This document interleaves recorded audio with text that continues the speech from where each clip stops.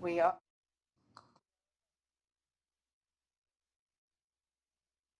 On agenda item number 19, this is a public hearing. So this is a public hearing before the Boston Redevelopment Authority, doing business as the Boston Planning and Development Agency, being held in conformance with Article 80B of the Boston Zoning Code to consider the Seaport Circle 701 Congress Street project in the South Boston Waterfront as a development impact project. This hearing was duly advertised on June 30th, 2022 in the Boston Herald. This is a Bpda hearing on a proposed petition by the agency. Staff members will first present their case and are subject to questioning by members of the agency. Thereafter, anyone who wishes to testify about the proposed project will be afforded an opportunity. We are taking support and opposition at the same time. If you are planning to testify, please take time now to verify that your computer microphone is active. Click the hand icon on your Zoom control panel, and this will signal to the staff that you would like to speak. When your hand is raised, it will be blue. If you're calling into the meeting and would like to testify, please dial *9 to raise your hand. When I call for all testimony, staff will announce your name and allow you to talk. You must unmute your microphone and your webcam will not be active. In an effort to accommodate all who would like to speak about this proposal, each person will be given up to 2 minutes to comment. Bpda staff will indicate when 30 seconds remain, and at that time, please conclude your remarks so that the hearing may continue and others may be heard. At the conclusion of all oral testimony, any email testimony will be read aloud. Finally, the proponents are allowed a period of 5 to 10 minutes for rebuttal if they so desire. And Secretary Polhemus, did I do that out of order? Did you read the ERC first? So I read the chair's statement. Nope, you're good. Is that good? I'm sorry, I'm confused with the. Yes, nope, you're good. It doesn't have translation. Is there? No, it does not have interpretation. Okay. You got it. Okay, perfect. Okay, so now that was fine. So Tyler Ross will now begin the presentation. Thanks, everyone. Good evening and thank you, Madam Chair, members of the board. My name is Tyler Ross. I'm a project manager in Development Review Department. The proposal before you is Seaport Circle, an Article 80 large project at 701 Congress Street in the South Boston Waterfront neighborhood. On January 19, 2022, the developer filed a notification form for the project. The proposed project consists of the construction of a 13-story laboratory, research, and development and office building located on parcel H, totaling approximately just under 600,000 square feet, with 4,000 square feet of it being retail and 73 ground parking spaces.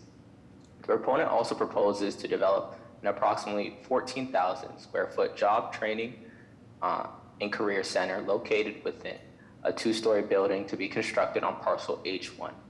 This will include an elevated walkway that connects these 2 buildings and surrounding properties, as well as includes commitments to improve the Silverline Way and other significant public realm improvements. Additionally, the Bpda hosted 2 IAG meetings and 1 public meeting, with the comment period ending on March 14, 2022. Also, the estimated total linkage amount for the proposed project is $6.4 million. With that, I will now turn it over to Kathleen Onifer from the Planning Department to discuss the planning context for the project before Amy Corte and Mark Callahan from the development team begin the presentation. Thank you. Good evening, Chair Rojas, Secretary Polhemus, and members of the board.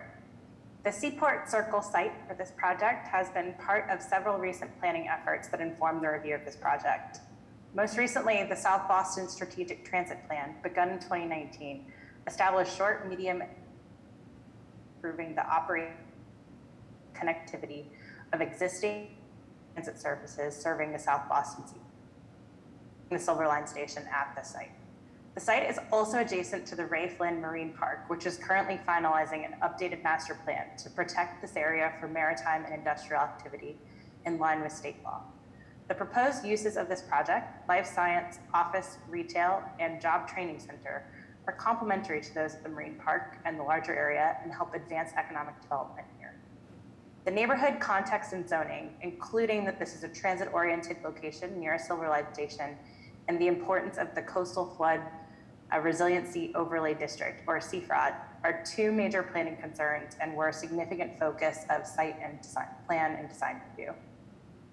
During project review, staff focused on ensuring that building and site resiliency strategies address that sea level rise base flood elevation in the coastal flood resiliency overlay district. And I'm sure the proponent will share some of those strategies in their presentation. That we were increasing transit accessibility, including providing improvements to transform this area near a Silver Line transit stop into a station area with new amenities for transit riders, and achieving strong environmental and energy performance in a building containing life science uses, which tend to be more energy intensive. I'll now hand it over to the project team. Thanks, Kathleen and Tyler. Appreciate the intro. Good evening, Director Jameson, Madam Chair, and members of the board. My name is Mark Callahan, and I'm pleased to be here representing Lincoln Property Company and our partners on the Seaport Circle project. Our permitting team includes Arrow Street, Studio NA, Moody Nolan, KMDG, VHB, and Paul Barrett, among several others. Lincoln Property Company was founded in Dallas in 1965, and Lincoln has been operating in Boston for over 30 years, and most recently completed the development at Massport's Parcel K, now known as the Aura Hyatt, located directly across the street from the proposed project we're here to discuss tonight. As you just heard, we've enjoyed a very productive Article 80 review process that included multiple pre-file meetings, a site visit, and several focused staff meetings with transportation, urban design, sustainability, and resiliency. We received valuable insight and feedback from the staff and IAG, and the project has evolved into an even better project than we initially filed. And for that, I'm thankful to the staff for all their time and input. Parcel H is owned by Massport and is part of the Commonwealth Flats development area. Lincoln was designated as developer of Parcel H in February of 2021 after a competitive RFP process. Massport's selection criteria helped shape 5 of the most compelling components of our project, which include our approach to diversity, equity, and inclusion, which features minority and women-owned business partnerships throughout all phases of the development: design, construction, investment, and property management. A new MBTA Silver Line station, vastly improving upon the existing station's conditions and capabilities. A new nonprofit job training center at the Pavilion, which will provide access to training in the STEM careers with a focus on outreach to Boston's diverse and underserved communities. A focus on resiliency and sustainability, and extensive public realm improvements. Next slide, please. So Parcel H is bounded by Congress Street to the north, Starboard Way to the east, Interstate 90 to the south, and Port Lane to the west. The project, as you heard, also includes Parcel H1, a small triangular shaped parcel that sits atop the I-90 tunnel. The aerial on the previous page shows the existing site conditions, which is currently improved with a surface parking lot, as well as MBTA Silver Line Way, Silver Line Station, and the Boston Water and Sewer Pump Station. Given the interests of the various agencies in and around this site, we have been collaborating with the T, MassDOT, and Boston Water and Sewer, and will continue to do so as the design continues. In these existing photos, you can see the existing conditions. The parking lot's currently being used to stage a crane for another project next door.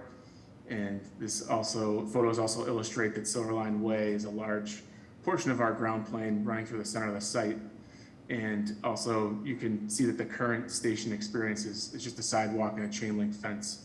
And so as part of the project, the new station will be incorporated into our ground floor with increased visibility and accessibility, cover from the elements, rider amenities, lighting, and an accessible above grade crossing.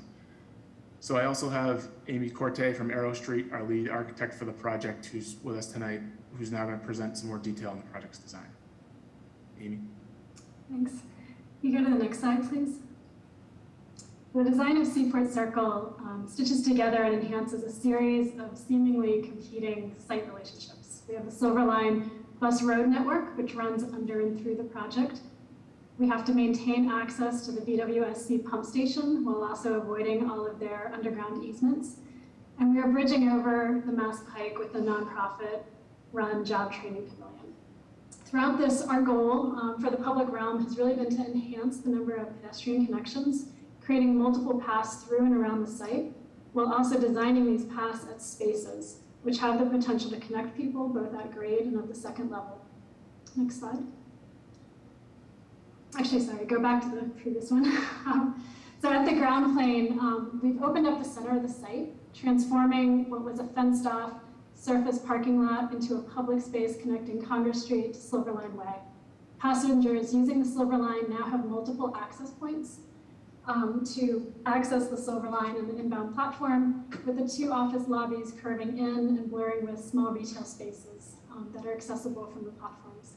The pavilion with the job training is designed to engage pedestrians moving from the Silver Line to the Marine Industrial Park and is also highly visible to I-90 below. For resiliency, we've elevated in all the office lobbies as well as the pavilion that ground floor up, so it is well above the base flood elevation, meeting the design flood elevation in the new one in this area, as well as all of our critical equipment is elevated up on the mezzanine level on the 2nd floor. Next slide.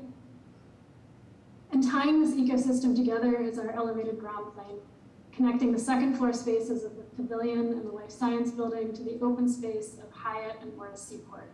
This extension of a landscaped public realm floats over the Silver Line bus network while also creating a space for students being trained in STEM careers to gather with the scientists within the 2nd floor incubator space of the lab.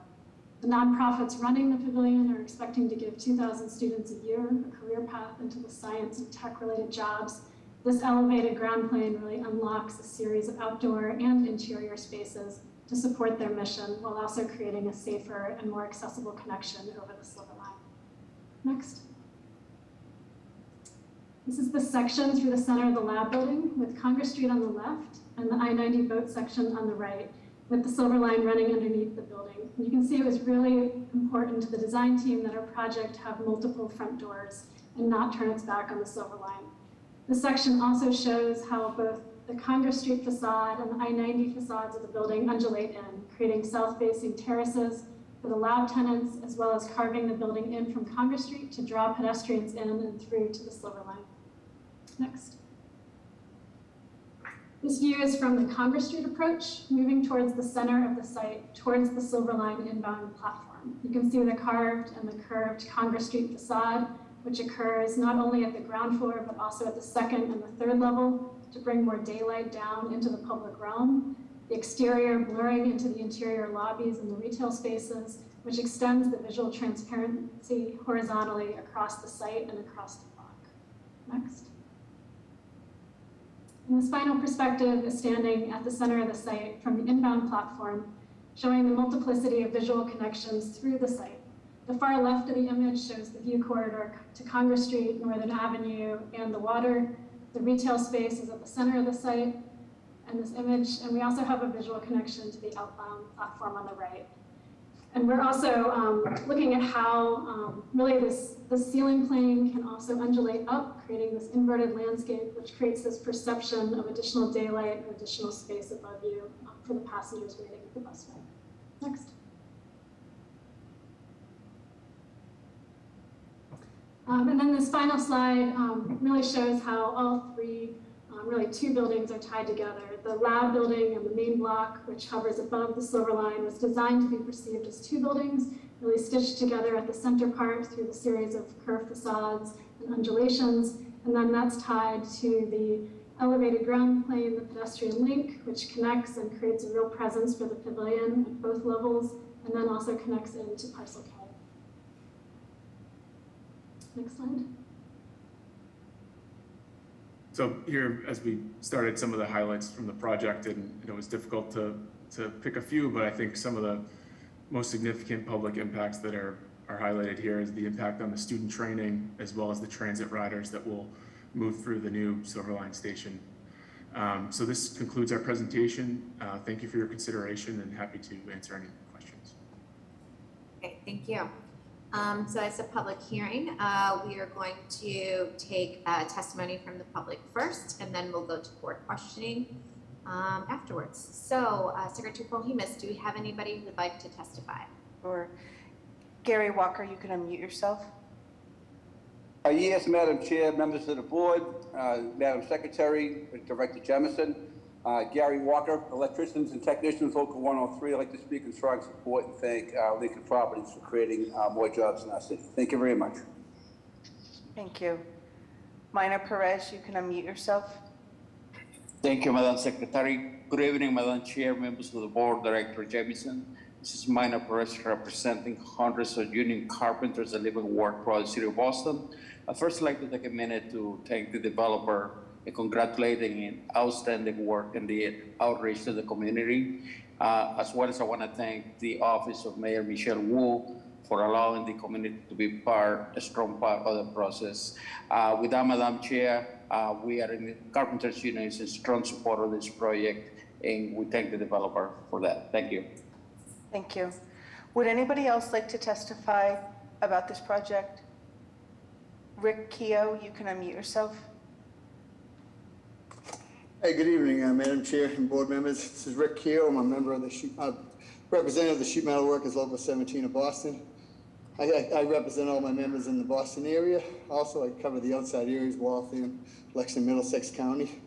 But I'm here to support this project. I want to thank Lincoln Properties for this, for going forward in this project. I just wish going forward in some of the outside areas of Boston, Roxbury, Hyde Park, areas like that, they would do the same thing. This seems like a great project, and I'm happy to visit them, but I really wish on the outside areas, outside of Boston, also they do the right thing. So, but I'm all in support of this project. I hope it goes through. Thank you. Thank you. Would anybody else like to testify about this project? Please raise your virtual hand if you'd like to testify about this project.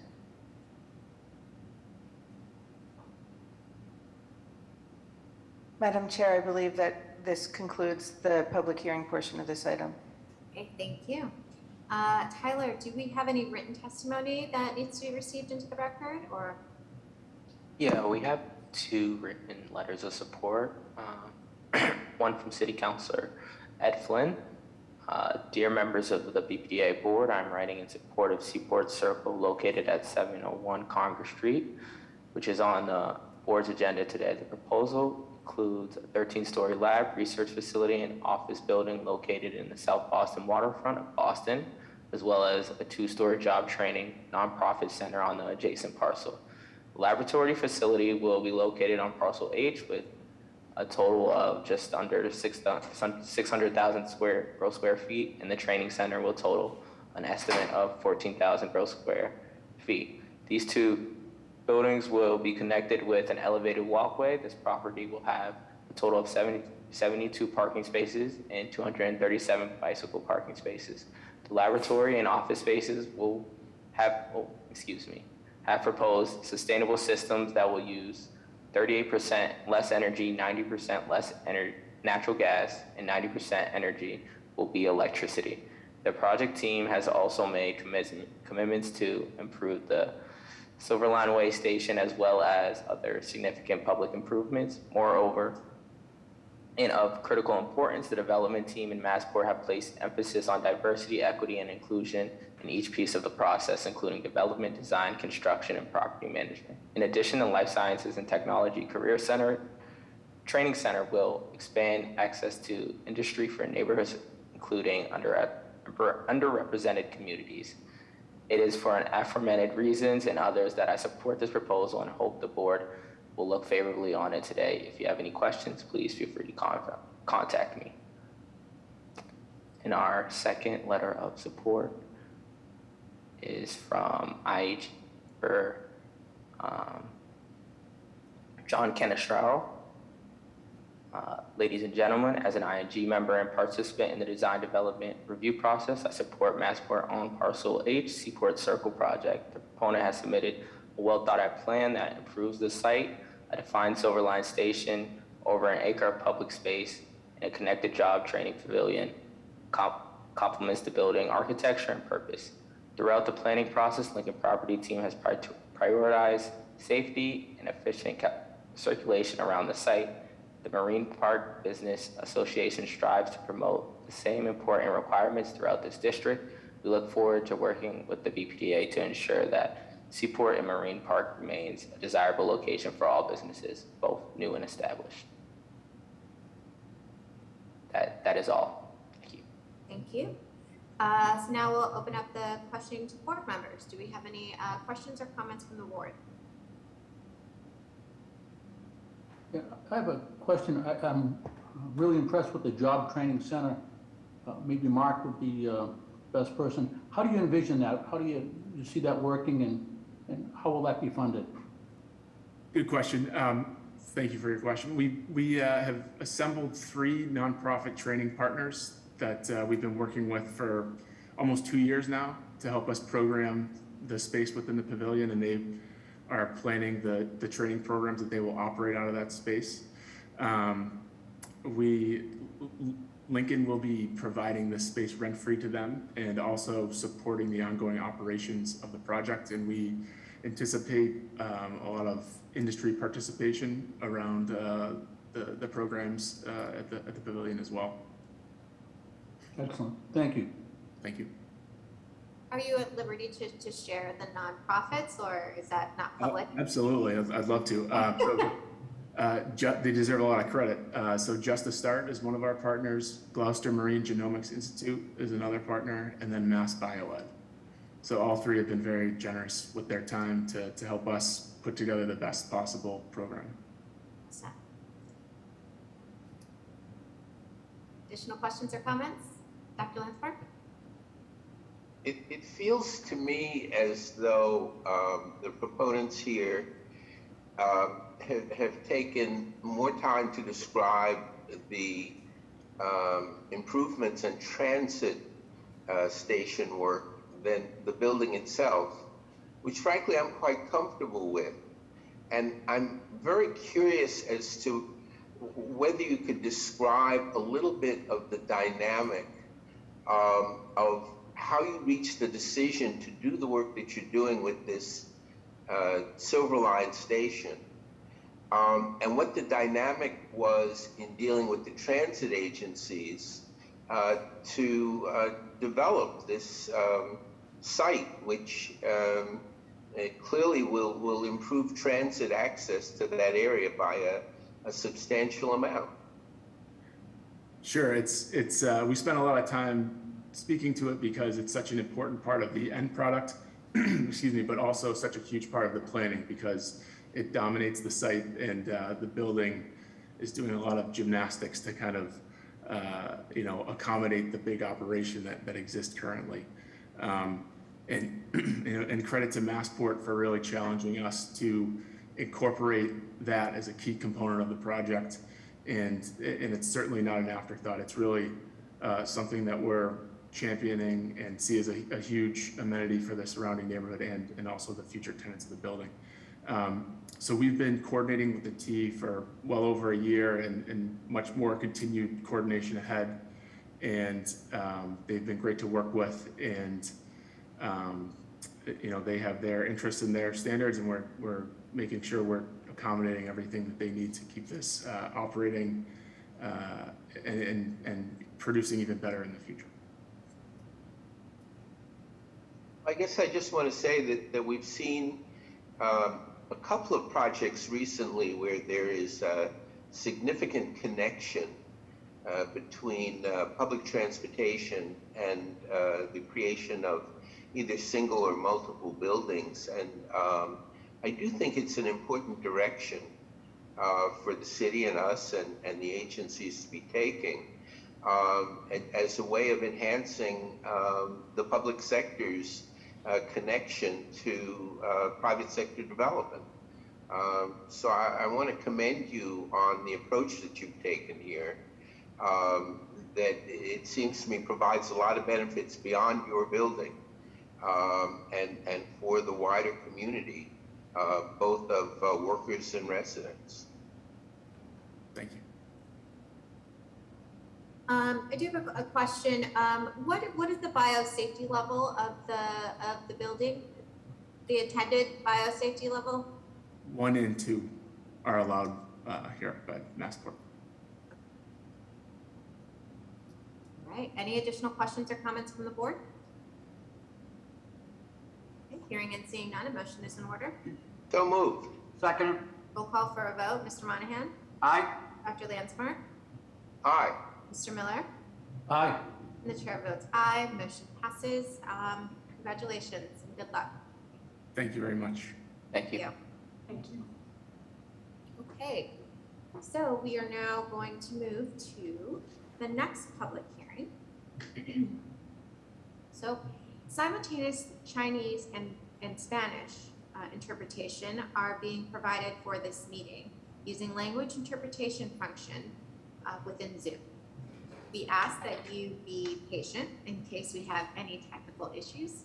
Language interpretation will not be enabled until instructions on how to access interpretation have been interpreted into Cantonese and Mandarin and Spanish. Once interpretation has been enabled, a globe icon will appear. A reminder to all who are speaking today, we ask that everyone speak slowly for the interpreters. And if you're speaking too quickly, I may interrupt you and ask you to speak more slowly. Thank you. To enable interpretation for Cantonese, Mandarin, and Spanish, please click on the globe icon at the bottom of your screen, and by selecting Mandarin for Mandarin, Cantonese for Cantonese, and Spanish for Spanish. Also, you must mute original audio. So now I'll ask that Anna and Terry, will you please kindly interpret the instructions I just gave? Thank you, Madam Chair. Good evening, everyone. My name is Anna. I'll be a Cantonese interpreter for the meeting tonight. 大家好，我係 Anna。我哋今天晚上係廣東話同步翻譯語。陣間你見到個地球嘅時候咧，撳落去揀廣東話個圖標，咁就會到廣東話嘅翻譯頻道噶啦。如果用手機嘅話，麻煩你撳嗰3個點，再揀更多，咁亦都會去到廣東話嘅翻譯頻道噶咯。唔該晒大家，陣間見。Your turn, Terry. Thank you, Anna. Hi, everybody. My name is Terry. I'll be your Mandarin interpreter for the meeting tonight. 大家好，我叫 Terry， 我会是你们的普通话翻译。待会呢，你在屏幕下方看到一个地球仪的图标，你点选地球仪的图标，然后再选择普通话，也就是 Mandarin， 你就可以听到普通话的传译了。如果你是用手机或者是平板电脑上来的话呢，你可以选择屏幕下方的3个点，然后再选择语言的选项，也可以进入到这个普通话的频道。好，谢谢大家。Thank you. I'll pass it to Sophia. Good evening, everyone. My name is Sofía Pitul, and I will be the Spanish interpreter. La interpretación de español estará activada el día de hoy para la audiencia en conjunto con el cantonés y el mandarín. Le pedimos a todos que sean pacientes en caso de que existan problemas técnicos. La función de interpretación del lenguaje no estará activada hasta que las instrucciones sean interpretadas. En los idiomas que mencioné anteriormente, mandarín, cantonés y español. Una vez la interpretación sea activada, un icono de globo va a aparecer. Un recordatorio a todos que están presentes en la reunión del día de hoy. Les pedimos a todos que hablen despacio para los intérpretes. Si está hablando muy rápido, le vamos a pedir que pare o lo interrumpiremos porque necesita hablar más despacio. Gracias. Para activar los servicios de interpretación en los idiomas de cantonés, mandarín y español, por favor, haga clic en el icono del globo, la parte inferior de su pantalla, y seleccione el idioma de español, mandarín para mandarín, Spanish para español y cantonés para cantonés. Debe también apagar el audio original. Gracias. Gracias, Sophia. So can we now have the interpretation channel turned on? Okay, so you should now see the globe icon appear on your screen with those on. We're going to give folks a few seconds to join there.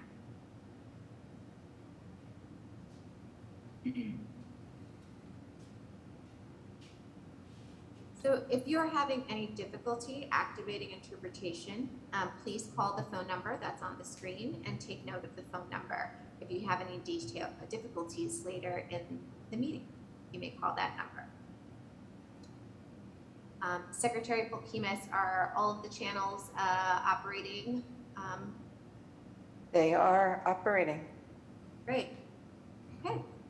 So also the project presentation has been translated to Cantonese, Mandarin, and Spanish, and is available on the Bpda website at bostonplans.org/about-us/bpda-board/4-meetings.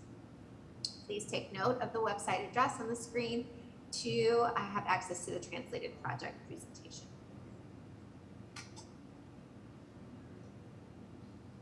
So, with the chair's statement. So this is a public hearing before the Boston Redevelopment Authority, doing business as the Boston Planning and Development Agency, being held in conformance with sections 80B and 80C of the Boston Zoning Code to consider the proposed amended and restated master plan for Planned Development Area number 115, Harvard Enterprise Research Campus, the associated Phase A development plan for the Planned Development Area number 115, Enterprise Research Campus project, located at Western Avenue, Boston, and to consider the Harvard Enterprise Research Phase A project as a development impact project. This hearing was duly advertised on June 30th, 2022 in the Boston Herald. This is a Bpda hearing on a proposed petition by the agency. Staff members will first present their case and are subject to questioning by members of the agency. Thereafter, anyone who wishes to testify about the proposed project will be afforded an opportunity. We are taking support and opposition at the same time.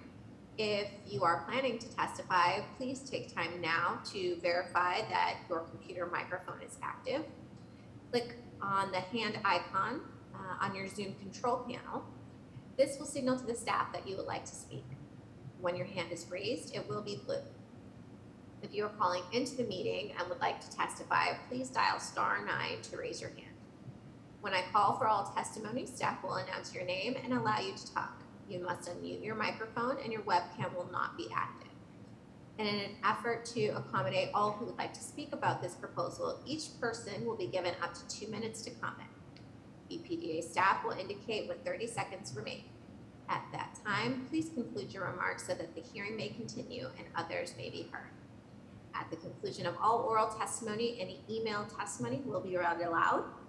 And finally, the proponents are allowed a period of 5 to 10 minutes for rebuttal if they so desire. So, Nupur, you can now begin the presentation. Thank you, Madam Chair. Good afternoon, members of the board, Secretary Paul Gimes, and Director Jamison. My name is Nupur Monani. I'm a senior institutional planner and project manager at the Bpda. The proposal before you is for Phase A of the Enterprise Research Campus in Allston. The project that is being proposed is on a 14-acre site, which sits within a larger 36-acre area owned by the Harvard Allston Land Company, collectively known as the Enterprise Research Campus.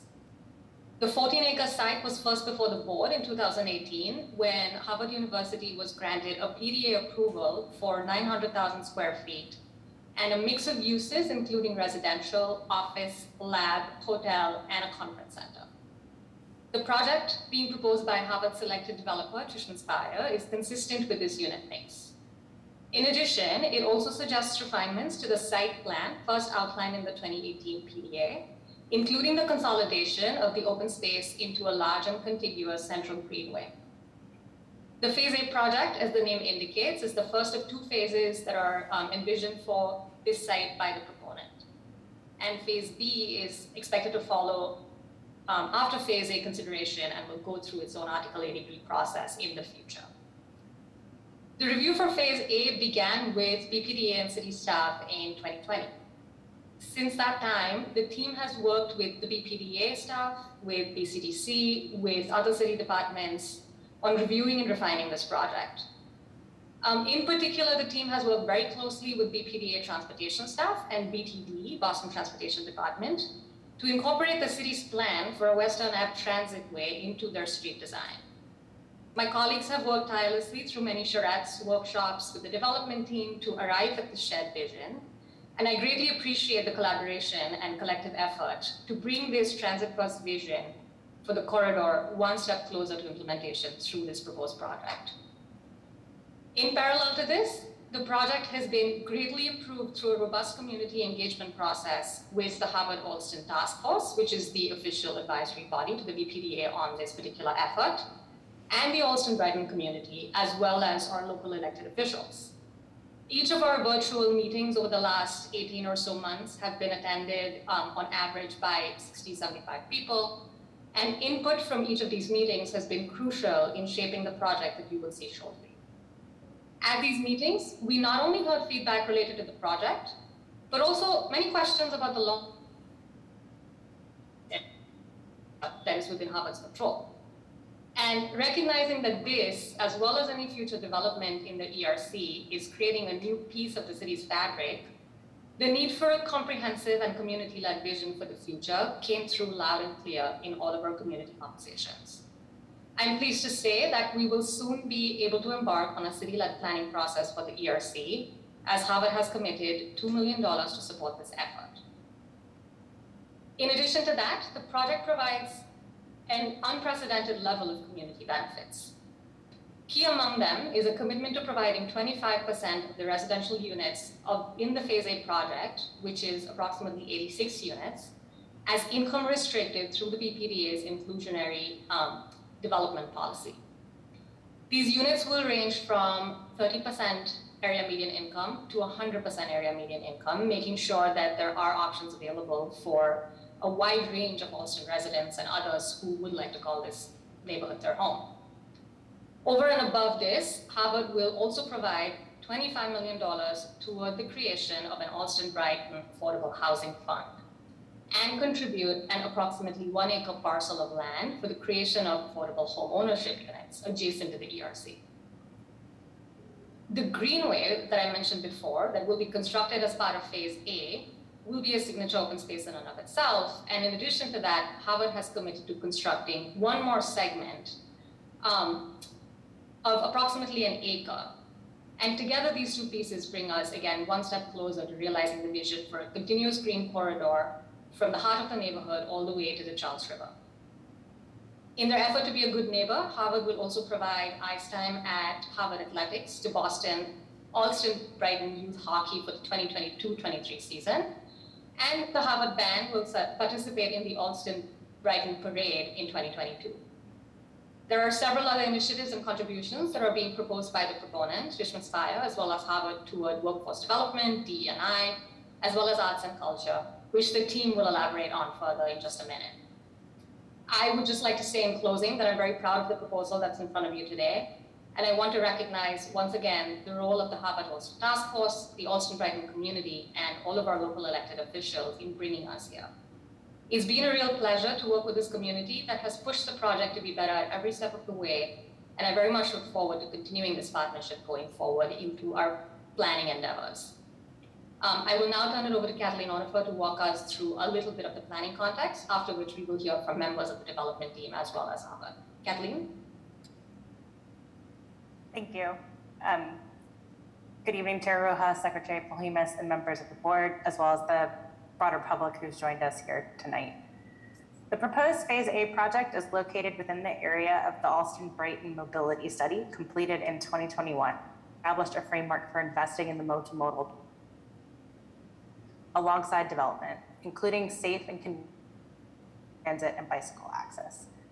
Planning Division and Planning Division staff also considered the broader neighborhood context in our review of this process, as well as ongoing community processes. That included common themes emerging from other ongoing community processes in other parts of the neighborhood. As Nupur mentioned, the ongoing Western Avenue corridor rezoning study and the recommendation for a transitway improvement there, incorporating that into the project.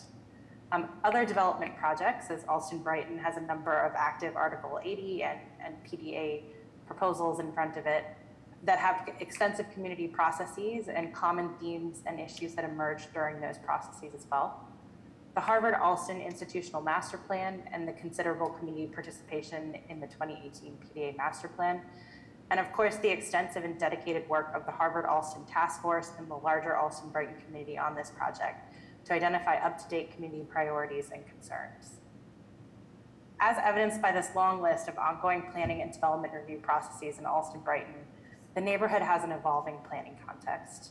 And as community and planning staff expressed during the review of this Phase A project, the area needs further planning to ensure that each project, capital investment and mitigation package are advancing a cohesive vision and building upon one another. As a first project, and with the providing this funding for further planning, this Phase A project will help advance the planning with funding for the community needs assessment and planning for the neighborhood, including a regulatory master plan for the area. The key considerations of Bpda staff during review of the proposed Phase A project were the character of the public realm in the project, including the location and design of public spaces, achieving that improved multimodal access to the site, and focused on the environmental performance of buildings, but also the comfort of the public realm. For public space, it was particularly important to secure long-term welcoming public access while establishing a site design and layout that prioritizes the comfort and use of open space, including microclimate impacts like wind, shadows, and sun. Design review focused closely on the character and continuity of the Alston Greenway across the ERC site as part of the build-out of this major neighborhood public space and connection. I'll now turn it over to the project team to share more. Thank you, Nupur, and thank you, Kathleen. And thank you, Madam Chair, Secretary Polhemus, members of the board, and Director Jemison. Good evening. My name is Michelle Adams, and I am the Senior Managing Director of Global Public Affairs for Tishman Spire, who is the proud proponent and developer of the Enterprise Research Campus Phase A. Joining us as well from Tishman Spire tonight are Kate Bicknell, Jess Hughes, Rustam Kawisji, James McLaughlin, Max Cassidy, and Nick Fieseman. We are honored to be here this evening, and we would like to thank Alston Brighton's local elected officials, the Harvard-Alston Task Force, and many other community members for their participation in the development of this project, which is stronger as a direct result of their input. We begin the presentation with our guiding principles, the foundation of our project, which we believe will establish a new model for inclusive, equitable, and community-focused development. Slide, please. This evening's hearing marks the culmination of nearly 2 years of active community engagement. Since January of 2021, the Bpda, in coordination with the Harvard-Alston Task Force, has hosted 11 public meetings on this project. Next slide. It's been wonderful for the Tishman Spire team to spend meaningful time in the community. Tishman Spire will stay engaged with the Alston Brighton neighborhoods as active civic engagement is the core of our company's values. Listening to residents, listening to the local public officials, and listening to civic groups has enabled us all to reach this point. Listening has helped enhance our project. Next slide, please. So on the topic of listening and learning, the City of Boston's IDP is officially 13%. Slide, please. Tishman Spire has committed to make 25% of our units in Phase A affordable. We will create 86 new affordable apartments in Alston with AMIs ranging from 30% up to 100%. Slide, please. We have also made inclusive ownership and procurement a priority for the ERC.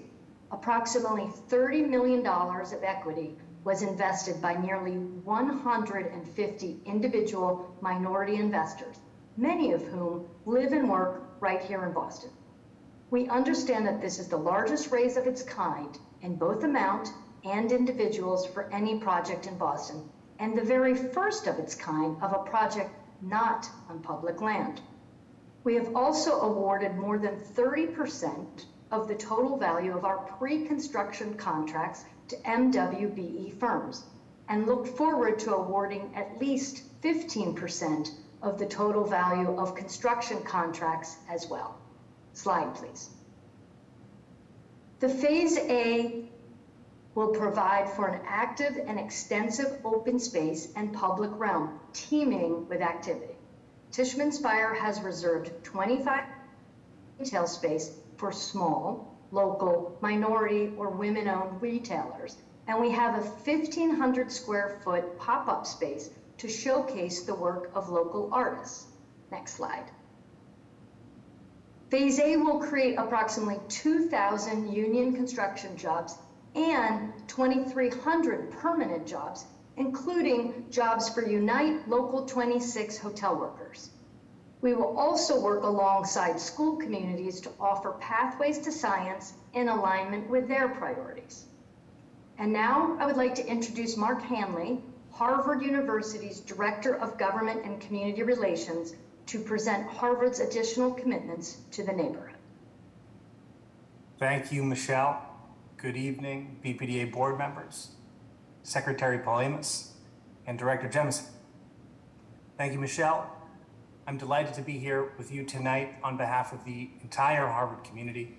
My name again is Mark Handley. I'm the Director of Government and Community Affairs at Harvard.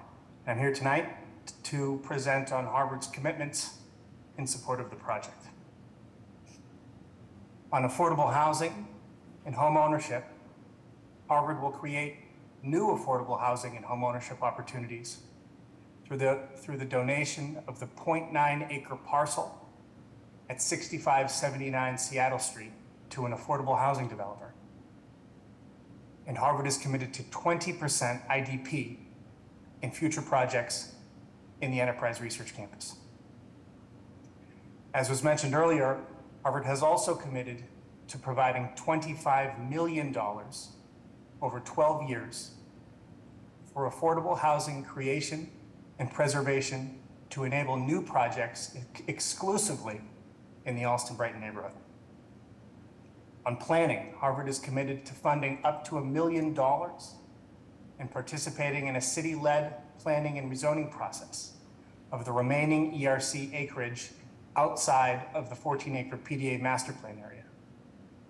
And additionally, participating in a complementary planning process for Beacon Park Yard.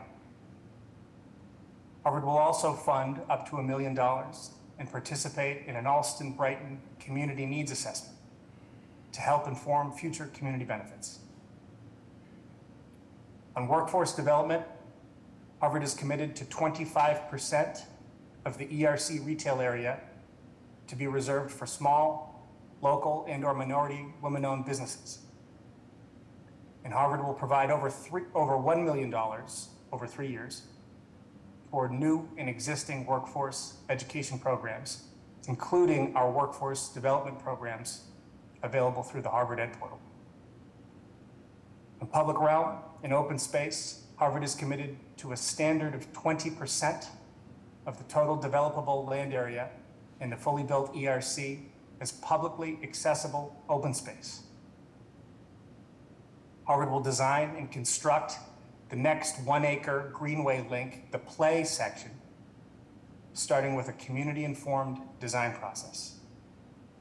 And Harvard is committed to a 99-year development restriction on the 1.4-acre Phase A greenway. On sustainability and resiliency, in the fully built ERC, Harvard will contribute and plant more than 800 new trees, and we will achieve 30% canopy cover district-wide.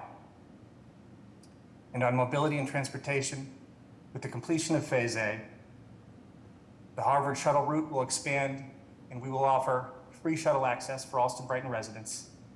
And again, on the completion of Phase A, we will have achieved more than 2 miles of new bike lanes in Allston and create a continuous multi-use path all the way from Ray Malone Park through to Phase A. And with that, I will pass it to Kate Bicknell, who's leading the development effort for Tishman Spire. Thank you, Mark, and good evening all. I'm Kate Bicknell, and I'm a managing director with Tishman Spire. I'm here this evening with our remarkable team, starting with our master plan. Kate, I believe you're muted. I am unmuted. Can you? I can hear you. Can folks hear me? No. We can hear you. Yes. I can hear you, Kate. You can keep going. I'll let Teresa know. Okay, thank you very much. Good evening all. I'm Kate Bicknell, and I'm Managing Director with Tishman Spire. I'm here this evening with our fantastic team, starting with our master planning team. We have Jeannie Gang of Studio Gang, Daniel Bowman, a partner of Henning Larson, Tim Love, founder of UTEAL, Gina Worth, partner with Scape Landscape Architects. Jeannie is also the architect of the Conference Center and West Lab that will be presenting this evening, and Daniel of the East Lab. We also have Franz DeWitt, partner with MBRDB, architect of a residential building, Marlon Blackwell of Marlon Blackwell Architects, the architect of the hotel, and our DE&I advisors, Tig McClory and Milton Benjamin. Turning to this next slide, if we could go to the next slide. The Enterprise Research Campus is located on Western Avenue in the Allston neighborhood of Boston, on undeveloped land across from the Harvard Business School. Next slide, please. The project is based on and improves upon the PDA that was approved in March of 2018, shown on the left side of the screen, and includes 900,000 square feet of development, consistent with what was approved in 2018. In December of 2019, Tishman Spire was selected by the Harvard Alston Land Company to be the developer of the site. And in January of 2021, Tishman Spire filed its LOI with the Bpda describing the project in greater detail. Next slide, please. The 900,000 square feet in Phase A includes a residential building with approximately 345 units, lab and office space, a hotel, a conference center, and significant open space. One of the things that I want to point out here is the incredibly thoughtful approach our design team took to the design of the master plan and the placement of the buildings in the open space.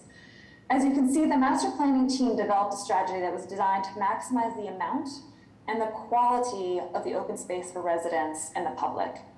The open space was aggregated and centralized to create a larger and more usable open space. As the wind comes predominantly from the northwest, the buildings were placed and massed to shelter the open space and to maximize the sun exposure to extend the shoulder seasons, making the open space more welcoming and comfortable for more of the year. Next slide, please. And as part of our commitment to be open and transparent about our vision for the ERC, here you can see the plans we've shared for a second phase of development, Phase B, which is anticipated to include an additional 1 million square feet, including approximately 720,000 square feet of lab office space and 320,000 square feet of residential space. Phase B will go through a separate permitting process. Next slide, please. Moving to the design of the open space, our landscape architect, Scape, has developed a design that incorporates the feedback we've heard from the community and thoughtfully balances creating spaces that could host events like farmers markets, fitness classes, and families with a dynamic water feature, as well as green space, including a lawn, a tree grove, and sustainable features like bioswales that they've also designed to be engaging and usable as a bio classroom. Next slide, please. Programming and activation is central to the vision of the project and is part of why Harvard selected Tishman Spire to be the developer of the project. This slide gives you a flavor of the type of programming we're anticipating, including art installations, movie nights, yoga classes, farmers markets and food trucks, and a wide range of activities for the local community, residents, those working here, and visitors. Next slide. This area provides a view of the composition of the Phase A buildings, which have been designed to work together as a composition, each with unique identities, while maintaining an urban coherence that unifies the development and prioritizes the public realm. One of the items that I wanted to point out on this slide is that our design team includes 3 MWBEs, which has added diversity of thought and experience. I'll quickly touch on each building in the order indicated here, starting with the 2 lab buildings. Next slide. One of the key things we're doing with the lab buildings is proactively designing them to support the creation of a vibrant life sciences ecosystem that will attract companies at all stages of the life cycle, from early stage startups to fast growing mid-sized companies to the innovation functions of larger, more established companies. The East Lab building is designed by Hetty Larson and is where we'll have approximately 25,000 square feet of space for life science incubator for startups, as well as 50,000 square feet of pre-built suites that are designed for fast-growing startups who need their own space. Next slide. The West Lab is designed by Studio Gang and is more horizontal and offers larger floor plates for the innovation functions of larger, more established companies, ensuring that we can welcome and support a diverse life sciences ecosystem where larger and smaller companies complement and feed off of each other. Next slide. The residential building is designed by MVRDB and is divided into a mid-rise and high-rise portion. The building will include approximately 345 rental apartments, of which 25% will be affordable. The facades of these buildings are articulated to create light and shadow and to break up the volumes of the structures. The ground floors of all of the buildings will provide a continuous fabric of retail and activation at the street level. Next slide. The hotel is designed by Marlon Blackwell Architects and anchors the northwest corner of the project and forms an important entry into the project. The hotel will include approximately 250 rooms, and we are proud to be working with Unite Here Local 26 to operate the hotel. Slide, please.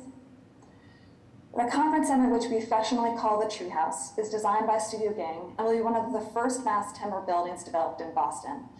The Treehouse anchors the northeast entrance of the site, complements the adjacent uses, and embodies the project's commitment to sustainability. Next. In closing, we believe the Enterprise Research Campus will be a model for inclusive, equitable, and community-focused development. We are honored to be here, and we're happy to take any questions from the board. Thank you. Okay, thank you. Okay, let's see. So this is a public hearing, so we will first start with public testimony, then move on to board questioning and rebuttal if necessary. So, Secretary Bolhumis, do we have anyone who would like to testify? Sure, Councillor Breeden, you can unmute yourself.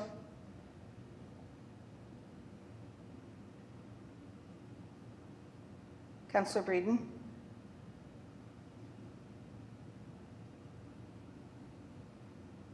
We'll come back to her.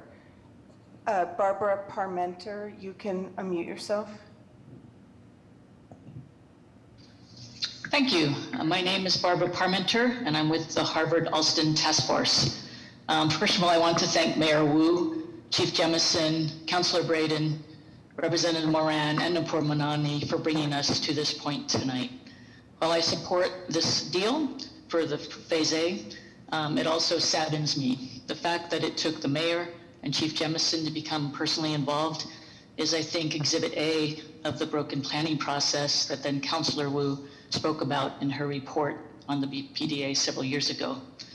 But I'm excited about the city and Harvard's commitment to a comprehensive planning process, and I look forward to participating in that. I feel like we could have been at this point 6 months ago had Harvard listened more constructively to the task force. But looking forward, I ask Harvard to commit to more open, honest, and respectful dialogue. No more sales pitches, no more marketing presentations, no more well-rehearsed talking points repeated in response to our questions. We are in a housing crisis, a transportation crisis, and a climate crisis. The redevelopment of our neighborhood can help address all of these and be good for all of us if we have honest, frank, and productive conversations. Tell us your hopes, Harvard. For the life of me, I still don't know your vision. We'll explain ours, and we can find a way. My dream is that 100 years from now, new residents not yet born will love this community as much as we do and work as hard as we do to make it better. Thank you. Thank you. Richard Taylor, you can unmute yourself. Thank you, Madam Secretary, Madam Chair, members of the board, Director Jemison. I wanted to just take a few minutes to underscore what I think is a first of its kind community benefit among many community benefits here that we've heard this evening. And one is that Tishman Spire, while going through the articulating process, was very focused on minority investors. And while this is private land, they looked at this project as if it was a public RFP response. And this $30 million of minority capital is really unprecedented. And I think it's important to underscore that. And I want to thank the city for its patience in all of the development of this entire project, but a first of its kind and an amount that's never been raised before in the city. So I wanted to commend them for that and encourage strong support for the project. Thank you very much. Thank you. Cindy Marchando, you can unmute yourself.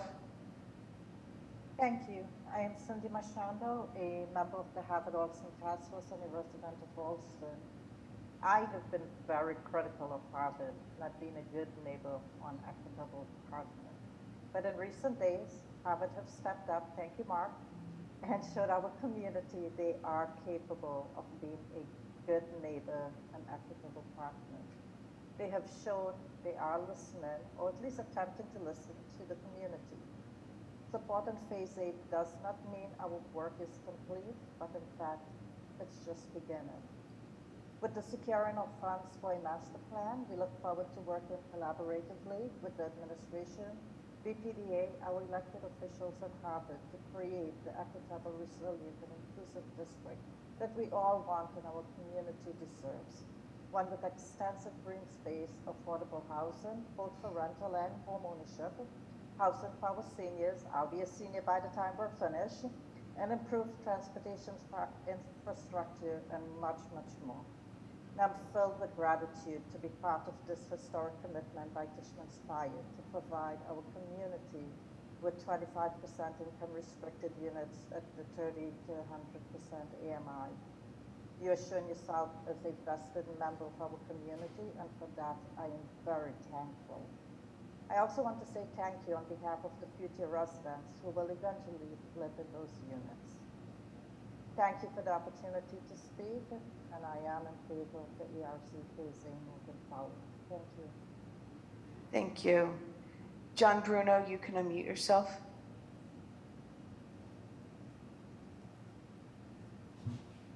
Hi, good evening, everybody. Good evening, Madam Chair and members of the board. My name is John Bruno. I'm a resident at 470 Western Avenue in Brighton, Massachusetts. I'm a lifelong resident of Western Avenue. I'm about a mile from the proposed site. A little bit about myself without revealing my age. In 1995, I co-authored Article 80 in Alston and Brighton, which is still the framework being used today. I've been a member of the Boston University Task Force, the Boston College Task Force, and for over 2 decades, the Harvard Alston Task Force, where I chaired for several years.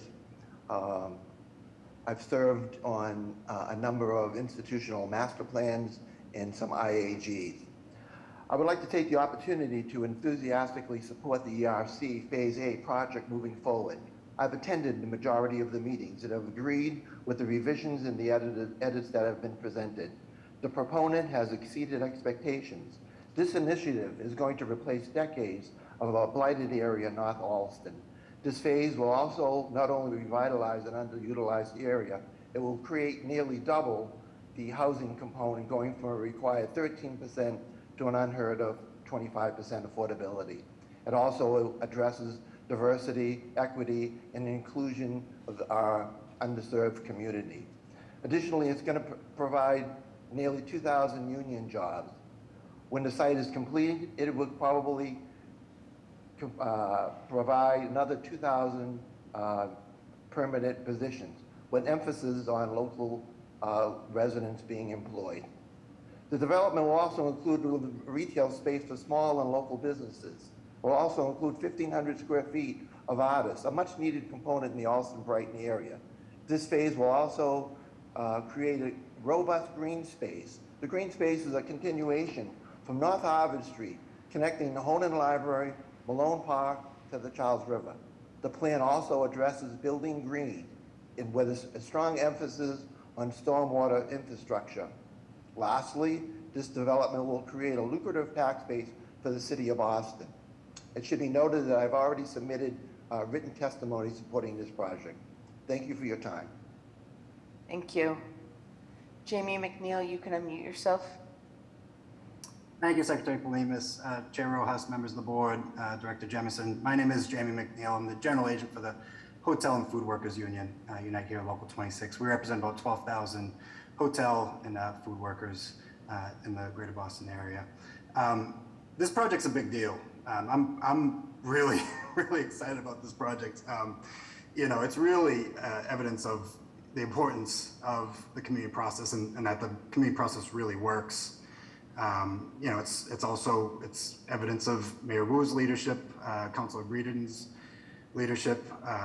You know, it's proof that the Bpda is listening and they're leading on affordable housing. You know, the real affordable housing for people like members of Local 26. I mean, 25% affordable housing on a private development with 30 to 100% AMI. Richard Taylor hit it. I mean, the most important thing about this is we really have a precedent. We have something to point to now. I mean, this is a huge, huge victory for the city of Boston. And I just couldn't be more happy with this project. So thank you, Bpda. Thank you, Mayor Wu. Thank you, Councilor Breeden. Thank you, Tishman Spire. Thank you for Harvard, and thank you for the community for making this incredible victory happen for the city of Boston. Thank you. We're in full support, by the way. Thank you, Jamie. Gary Walker, you can unmute yourself. Yes, Madam Chair, members of the board, Madam Secretary, Director Jemison. Once again, Gary Walker, electricians and technicians, Local 103, like to speak in strong support and want to thank Harvard University for their continued support of the men and women of Local 103. Thank you very much. Thank you, Gary. John Cusack, you can unmute yourself. Thank you so much. I just want to address the board very quickly. My name is John Cusack. I'm a lifelong resident of Allston Brighton and a 14-year member of the task force. I want to thank all the local representatives, the larger Allston Brighton community, the Harvard Allston Task Force, the rest of the Harvard Allston Task Force, the Bpda, and the City of Boston, and the representatives of Tishman Spire for getting this here. I enthusiastically support this project, and again, thanks everyone for all the time they put into this. Thank you. Sal Pinchera, you can unmute yourself. Hello, my name is Sal Pinchera. I live at 48 Waverly Street, and I've been a lifelong resident of Allston for over 55 years. To me, I'm so happy. I mean, I've lived here my whole life, and that land was a junkyard. It was polluted, and I never thought I would see it, that it would be planned for that lush green space and just a place that people in the community can walk through, going to the river and see other people and be lively again. I never thought it would come back to that. I've been part of a lot of meetings and a lot of groups, and have been very disappointed over the years, but I'm most happy that Harvard, picked Tishman Spire, because I can't believe that a developer would go to the lengths that it did to work with the community, and I can't believe that they're getting this done, and also Harvard, what they're doing in the last couple of weeks. The proposal's even gotten better, what they're gonna do for the community.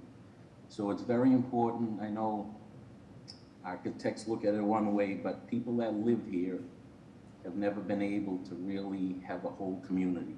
We've been walled off by the rail yard, the truck yard, and this is gonna make it come together. And I'm glad this is only phase A, and that they will spend time and effort in planning the other pieces to go along with it and complement it, So thank you very much to Harvard and Tishman Spire for all you're doing.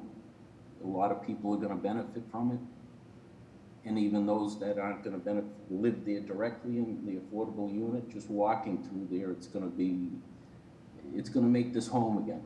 A lot of us have stayed here for generations, and I never thought I'd see it.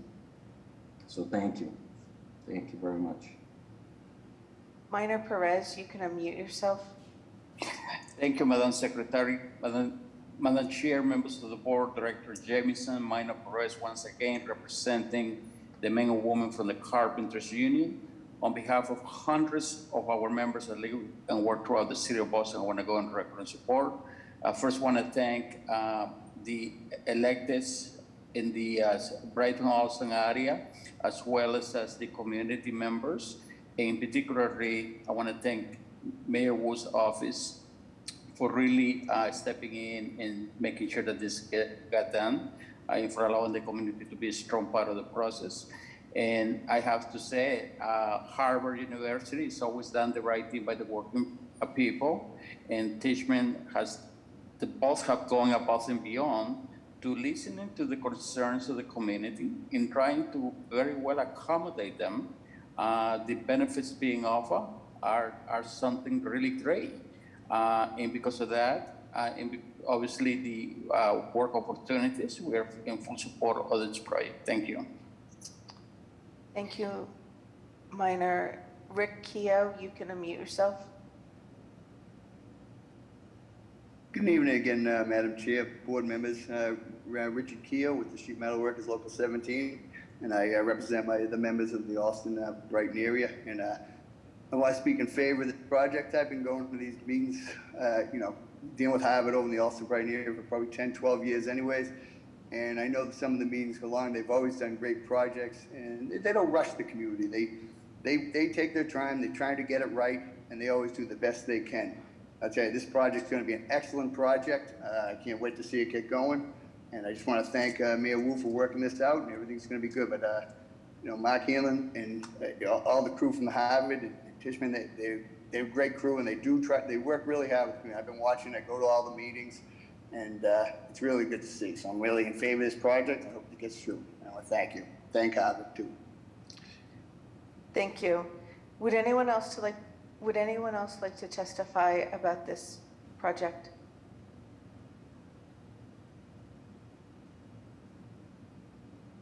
Eva Webster, you can unmute yourself. Thank you. I'm a long time of Brighton and a really devoted neighborhood activist.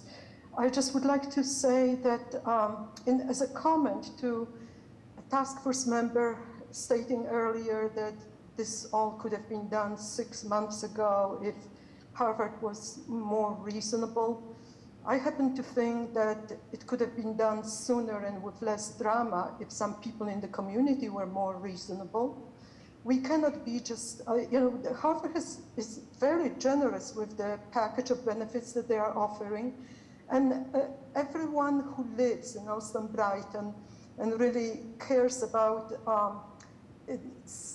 making sure that we have a good quality of life here understands that we do benefit from the presence of colleges. Of course, they have some negative impacts, but where would we be as a neighborhood if we didn't have those institutions here? They provide employment, they help with all kinds of community issues. So I'd like to make sure that we have a balanced approach when we negotiate with Harvard and BC and BU, and just make sure that we just don't turn it into a tug of war, because it's very stressful and unpleasant.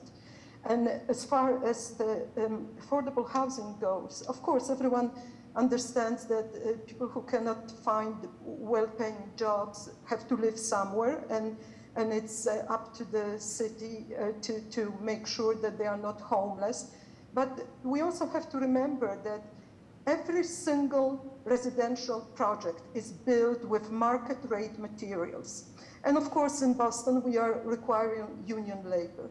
So it's very expensive to develop housing, and to keep fetching, I'm sorry for using such a colloquial word, for 50% affordable housing, 60% affordable housing is simply unrealistic. And so anyway, I'm just happy that we are making some progress, because keeping all this land undeveloped is just would be a waste of opportunity. Thank you. Thank you. Edward Kodomori, you can unmute yourself. Can you hear me now? Yes. Okay. I want to address my comments to Tishman. As a minority of color, I was very proud when I heard that they allowed 30% minorities as participating in the business. In addition to that, they set aside retail space for a minority, which they said they were going to help to be successful. And then, surprise, they had 3 people of color making presentations, which for me, in this area of Allston Brighton, I was very proud to see. Then, during the course of the meetings, they noticed that a lot of people could not speak or ran out of time. So they turned it around and set us up on their computer system. So there was maybe 9, 10 of us in a box. We discussed things and got back to them. That told me that they cared. Now, the other thing that was very important was the 30 to 100%. Do you know what that means? It means that people who are poor are going to be allowed in that building. Nobody else in the area here has ever said it, ever. And I hope that the other developers take a hint and follow Tishman's example. Finally, I also got to meet their staff. And guess what? Their staff is as diverse as my community, for which I can say with everything adding up, they don't want to throw anybody at a certain price out in this community like the other developers. They want to welcome them in. And it means also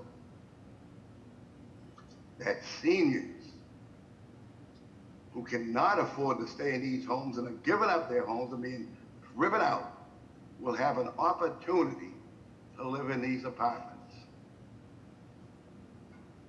Now, thank you. This is one comment to Michelle. I must admit, I was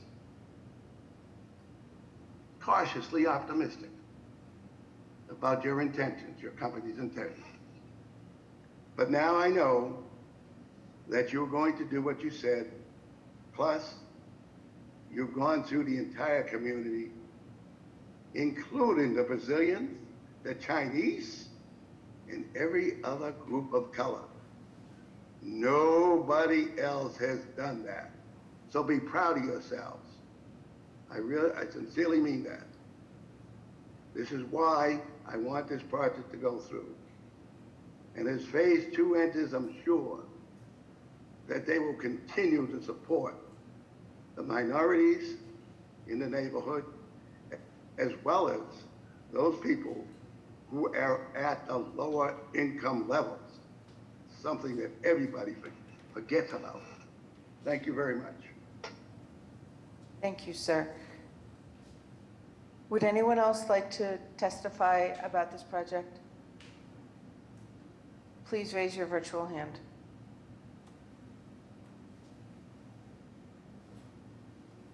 Madam Chair?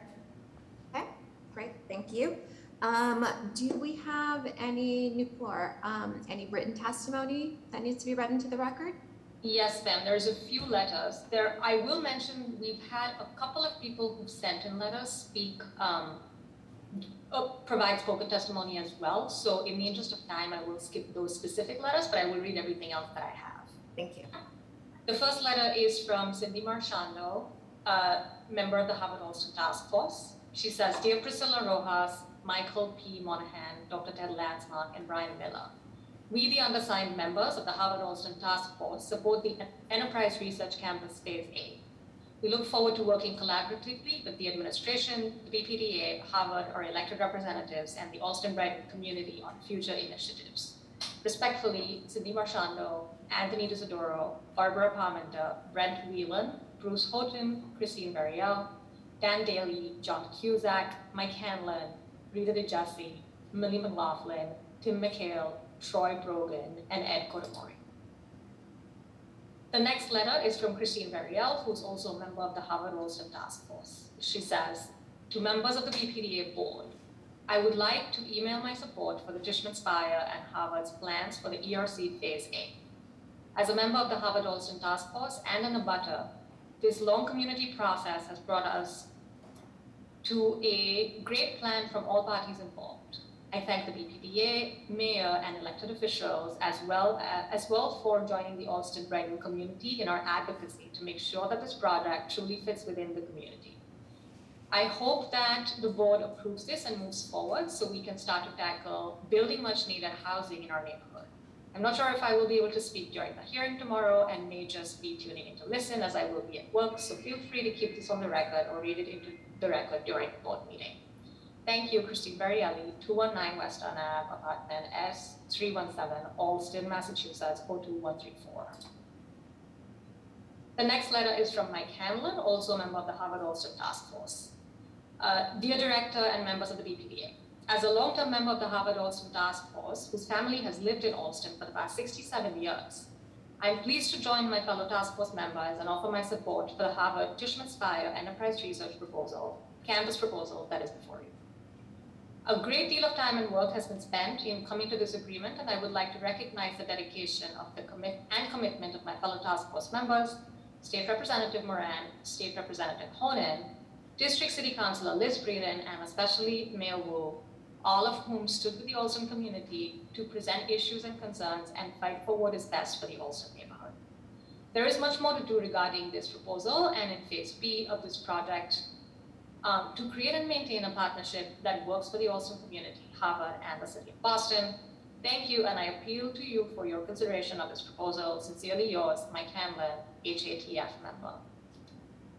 The next letter is from Tim McHale, also a member of the Harvard-Alston Task Force.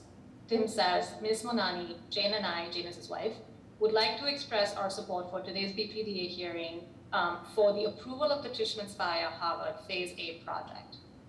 As residents and activists in Alston, Brighton, for the past 40 years, we've seen many projects. None come close to this one in scale. In fact, in 2018, I spoke against this project at the Bpda, hearing when Harvard was seeking a PDA. We've come an amazing distance. We believe in the future of Alston Brighton and hope that all development can progress with the same governmental and community intensity and outcome as the ERC. This is a great project for our neighborhood, and we foresee even greater success in the years to come with upcoming phases and beacons. Thank you very much, Jane and Tim McHale, 102 Litchfield Street, Brighton, MA 02135. The next letter is from Tony Desidoro, who's also a member of the Harvard-Alston Task Force. But as I understand it, Tony is writing in his capacity as the president of the Alston Civic Association. Tony says, dear board members, the Alston Civic Association was formed 60 years ago to fight the proposed extension of the Mass Turnpike from Newton to downtown Boston.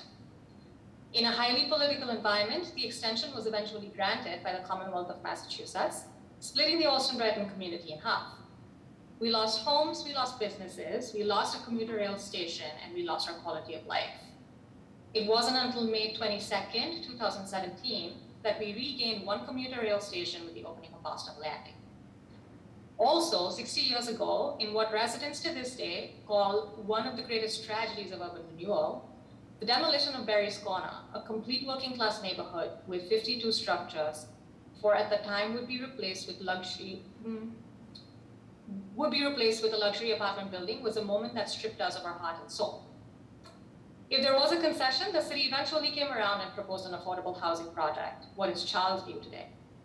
Finally, in the 1990s, for 8 years, Harvard secretly purchased 52.6 acres in Alston, shielding its identity through an agent from the sellers of its parcels. These traumatic events defined us as a community and forever raised doubts that we had lost control of the place we call home. We congratulate Mayor Wu and her administration for restoring community-based development. Alston is one of the most resilient communities I know. When we get hit in the face, we get up, we dust ourselves off, and we reaffirm human dignity.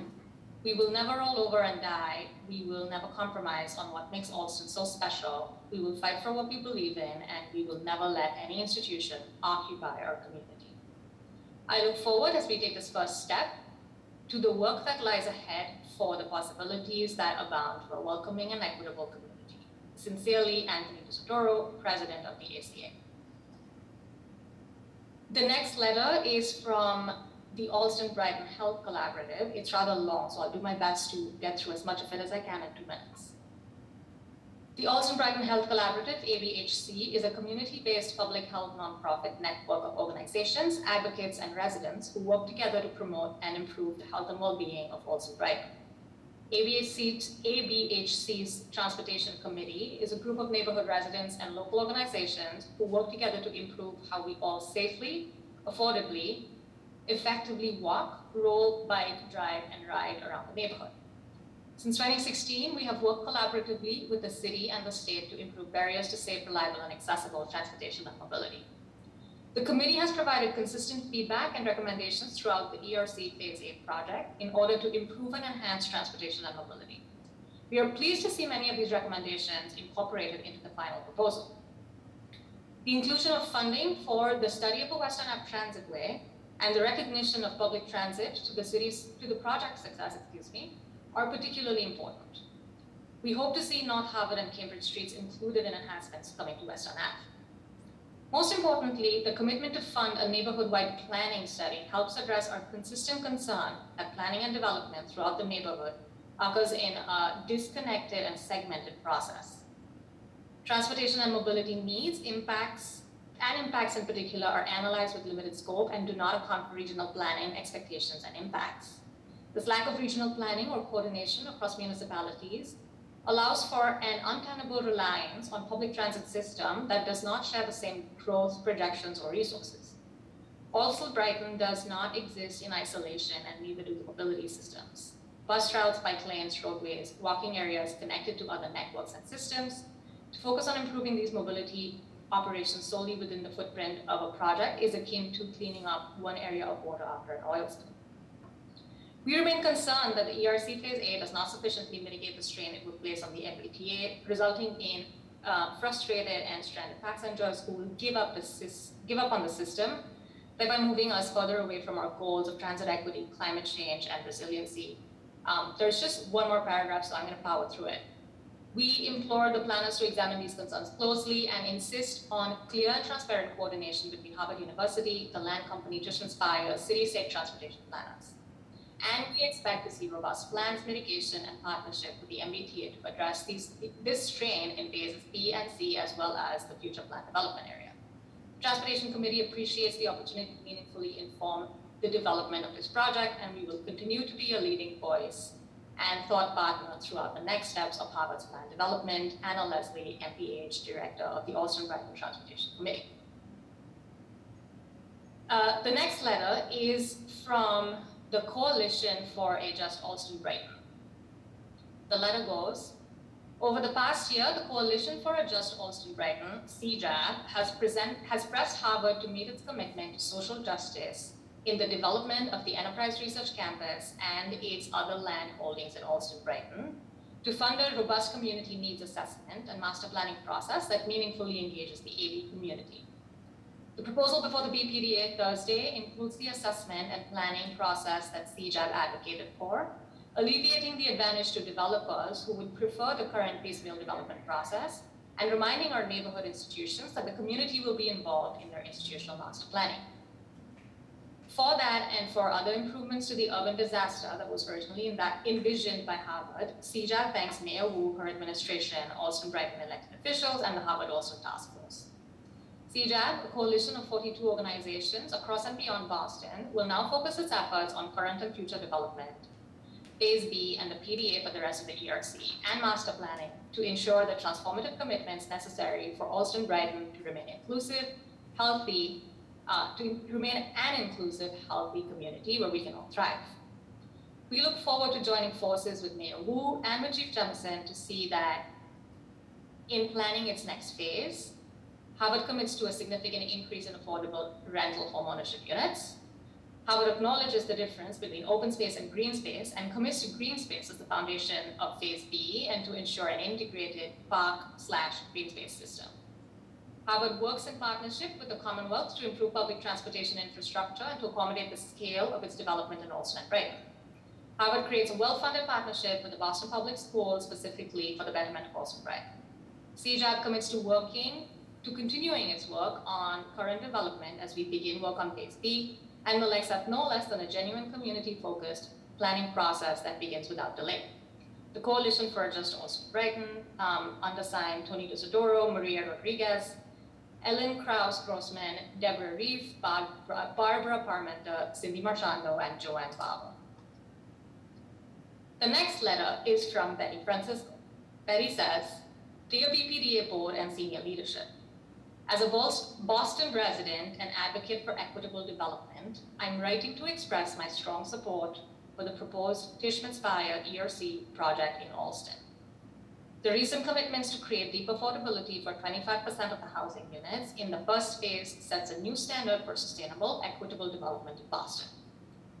The project has also importantly provided community benefits related to job creation, activated green space, transportation improvements, community funding, and more.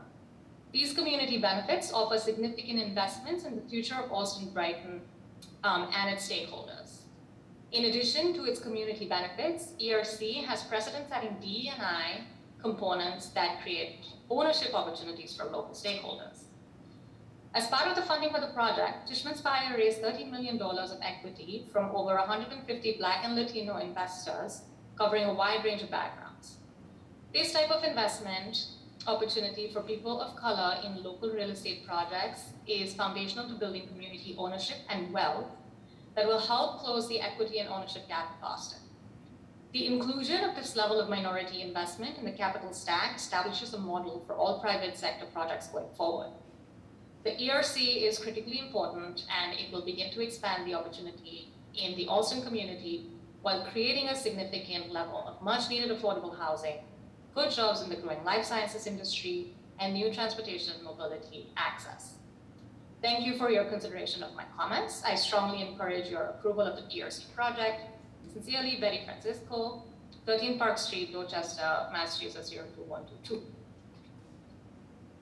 The next letter is from Daniel Garzon Maldonado. He says, Dear Mayor Wu, Chief Jamison, and Ms. Monani, we write to indicate our opposition to the Harvard University's proposals regarding the Enterprise Research Campus. The ERC will reproduce the problems of inequities in the Seaport district. It violates Harvard's commitment to social justice by proposing a for-profit campus that puts profits before people. Bpda's meeting on June 30th revealed the depth and breadth of the Austin Brighton community's opposition to ERC. The Coalition for a Just Austin Brighton has advanced proposals seeking transformative commitments from Harvard to improve the ERC and sustainable expansion in Austin Brighton. These commitments should be in place prior to the Phase A approval, and they should be legally binding. CJAB seeks the following transformative commitments from Harvard: a comprehensive plan for the development of the ERC and other holdings in AB, a significant increase in the amount of units to address Boston's housing crisis, with 33% of all units designated to be affordable at 30 to 100% of the area median income. CJAB fears that the $3,720 plus rent for studio apartments in Harvard's Continuum is a harbinger of cost-prohibitive housing in the ERC. While Samuels and Company owns the Continuum building, Harvard owns the land and profits greatly from the development. Significant financial contributions to the establishment and continuing operation of an AB community land trust to create affordable rental home ownership and owner-occupied housing. A percentage of Harvard's ERC profits should fund the community land trust. An integrated park system that would create a second emerald necklace. In its November 2021 letter to President Bacow, the Harvard-Olson Task Force wrote that they would join the Boston Parks and Recreation Commission in calling on Harvard to plan green space first, so that development weaves around a green resilient network rather than buildings coming first and forcing green space to go into pocket parks and sidewalk rooms.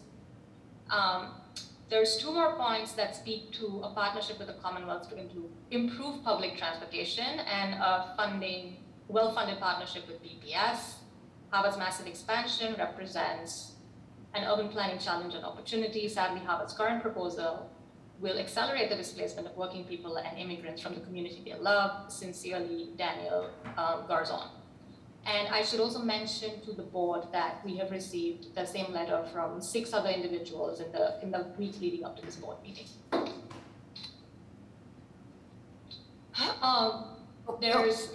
There's more.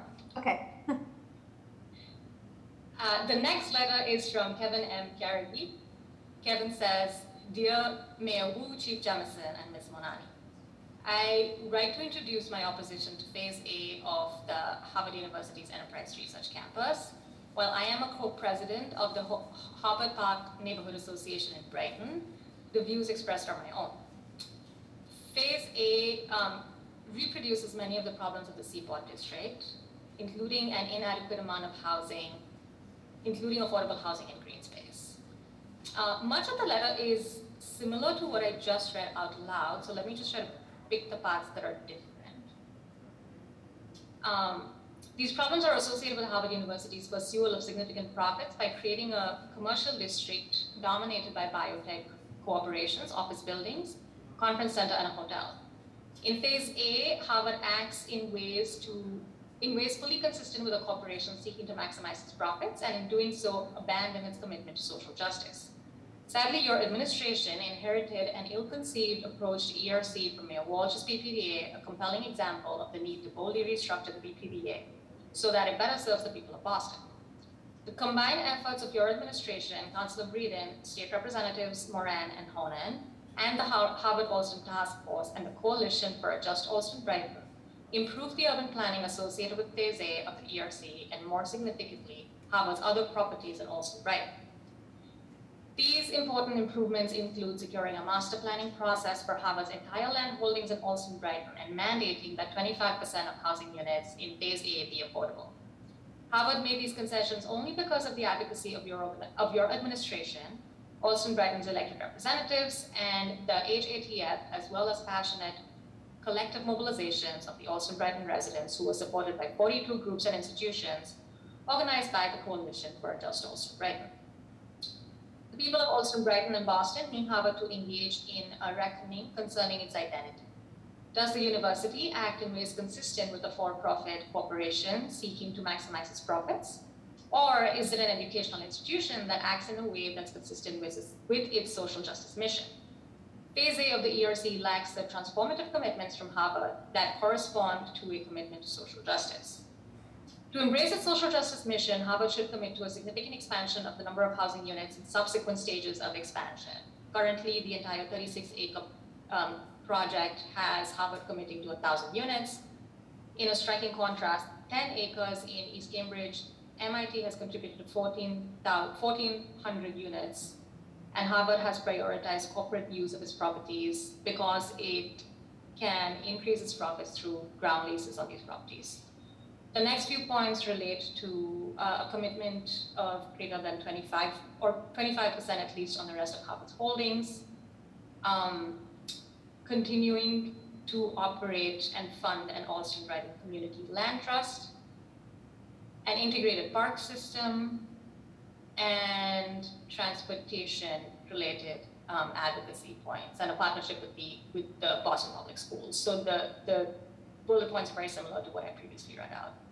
With this context, Harvard needs to avoid 100 years from now, in its commitment to Veritas, issuing an eloquent, albeit empty and inefficient mea culpa for contributing to the loss of a working-class Boston community. Cordially, Kevin M. Carrigy, co-president, Harvard Park Neighborhood Association, 58 Preston Road, Brighton, Massachusetts. And that concludes the written testimony. Thank you, Madam Chair. Okay, thank you. So we are going to now move on to board questions and comments. I have a couple, so I'm just going to kick them off.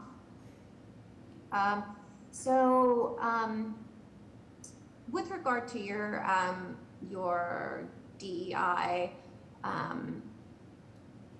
plan, what percentage of the, and I can't remember the exact percentage, I think it was 30%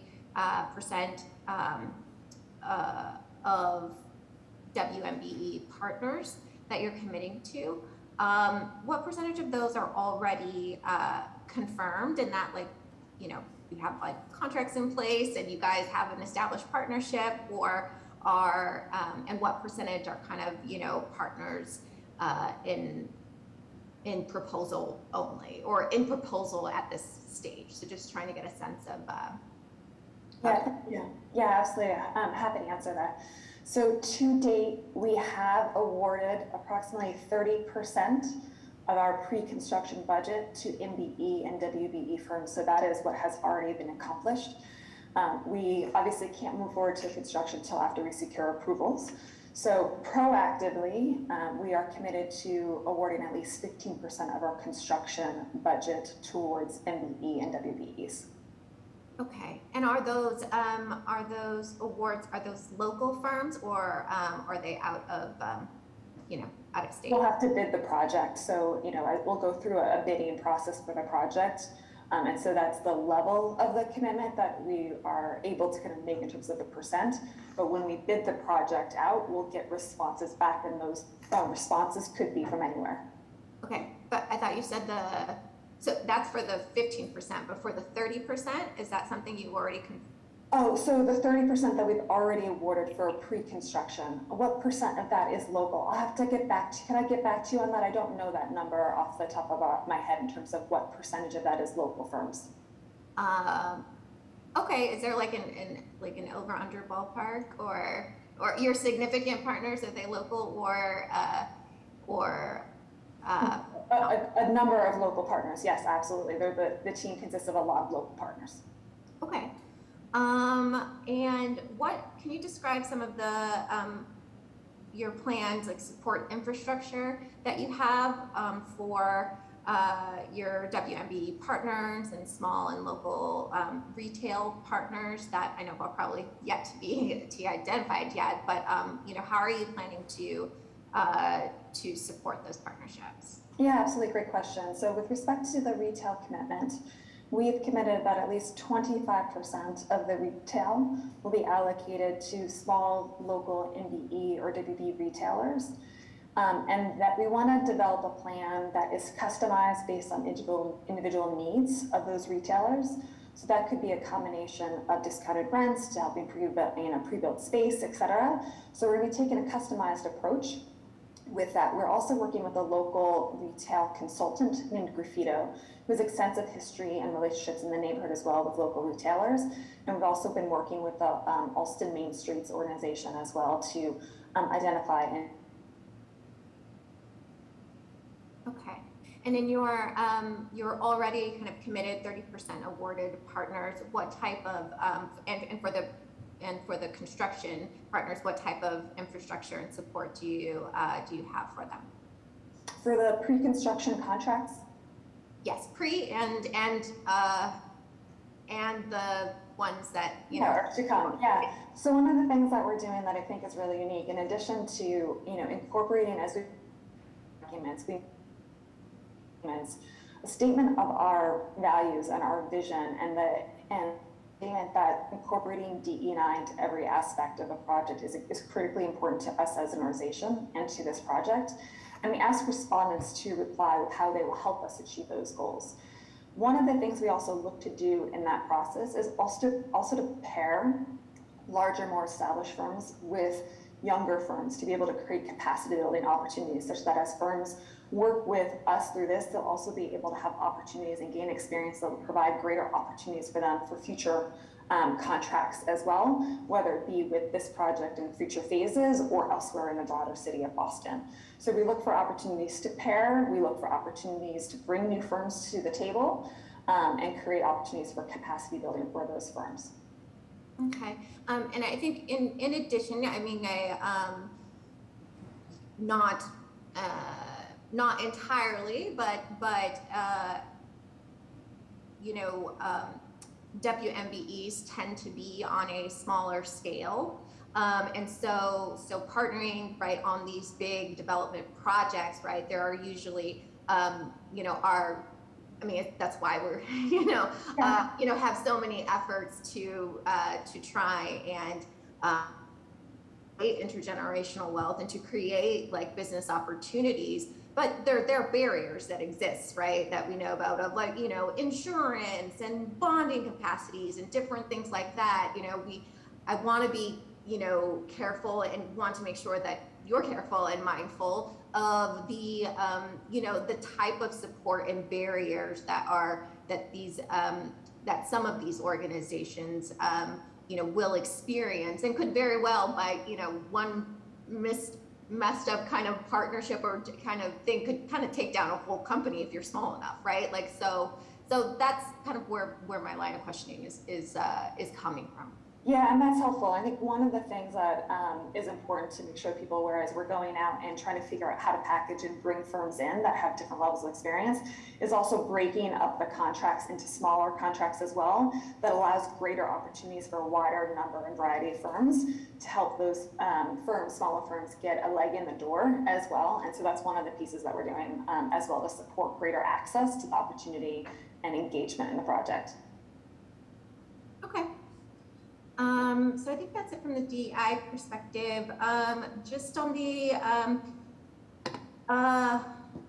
more on the compliance perspective. So, and this is maybe a question, maybe you know it, or maybe someone from the agency. How you know, is Harvard in good standing with its compliant and in compliance with the commitments for other projects, and current with the city with regard to pilot payments, payment in lieu of taxes. I try not to use acronyms, but to that program, to just trying to get a sense of what the current standing is for other of the organization in general. Was that one you'd like to speak to? Mark, I wonder if you want to speak to sort of the specific question, and then I can chime in at the end from the BPDS perspective. Sure. So Harvard has a number of cooperation agreements with the BPDA. Mm-hmm. I think we report on 5 active cooperation agreements dating back to the 2008 cooperation agreement that supports the Science and Engineering Complex. Mm-hmm. We report annually, and that report is filed with the BPDA at the end of August, and we always seek to present it in as polished a way as we can to the Harvard-Allston Task Force. On pilot, Harvard participates in the City of Boston's voluntary pilot program. Again, we submit our community benefits filing once per year. We exceed the amount of credit we receive for in-kind benefits, and we participate also in the cash benefit side, and we're benchmarked as the city does with every nonprofit institution once a year. Yeah, I understand the reporting and the process. I'm just asking the current standing question of now, right? I don't have those reports, the most recent reports handy for me. I've got them very handy. We pour over them. Right, so can you answer my question? So maybe just are you in good standing, or are you in compliance with those commitments? And you made a comment on versus cash contributions. I'm just trying to get a straight answer of are we current? Are we in compliance? Yeah, so I wasn't prepared to talk about Harvard's voluntary participation in the pilot program tonight. But Harvard's been benchmarked at 79% participation overall for the past 3 or 4 years running. All right, and Newport, do you know of any other things that? Yeah, Madam Chair, since that is an issue that belongs with the city, I will say on the cooperation agreement, so I think everyone here is aware, Harvard enters into a 10-year IMP with us every decade, right? And we're reaching the end of the expiring IMP. We're about to enter into a new process with them this year to be enacted next year. So we'll be back to you with all of those commitments and planning. But I can speak a little bit to the expiring co-op. Harvard committed just a great order of magnitude of funding for various kind of processes and projects within the neighborhood. I think a majority of those funds have been spent to the purposes that they had been designated for. We currently have an amount roughly around $1 million that remains to be spent, and our goal in the near term is before Harvard's next IMP becomes active to take the money that it belongs to the Harvard-Allston Flex Fund and make it available to the community. That program has been one that's largely successful. I think folks in the neighborhood really appreciate it. And it supported a number of projects from the redesign of Smith Field with the Parks Department to the Gardner Pilot Academy to the Pollinator Network and a number of kind of beloved local organizations. So I'm already getting a bunch of emails from the neighborhood asking sort of when we'll get that funding ready for the next round and the final round for this particular co-op. And we very much want to make that a priority coming out of this effort. Okay, great. That satisfies that. And finally, and again, so you know where this is coming from, we as board members receive all all comments, all letters, summary. So our line of questioning around those themes. mentioned, can you comment as to the process to acquire this land? And, you know, some of the, you know, how you responded to some of the community concerns with, you know, maybe the lack of transparency or just how that process worked in general.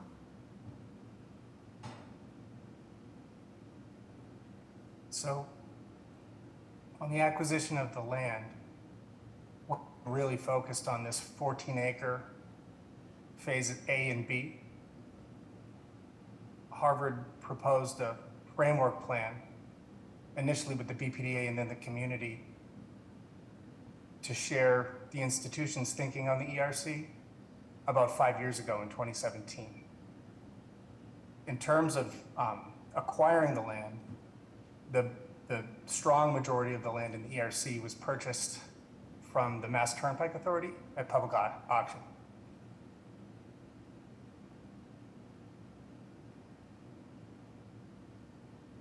And was that purchased by Harvard or through a different investment vehicle? Harvard purchased the land from the Turnpike Authority. Okay. All right. So that concludes the questions that I had. So thank you for your responses. Any additional questions or comments from the board? Yeah, I've got a question. I know back in 2008 when we had the financial crisis, Harvard had some pretty aggressive plans in the Alston neighborhood, and it acquired the land. And despite Harvard's resources in the long-term view, kind of pulled the plug on the development, leaving the neighbors with vacant buildings and a lot of uncertainty. We're now having some concerns about the economy at this stage. How are you positioned? Is this something that's the financing's all squared away for, or how do you stand now?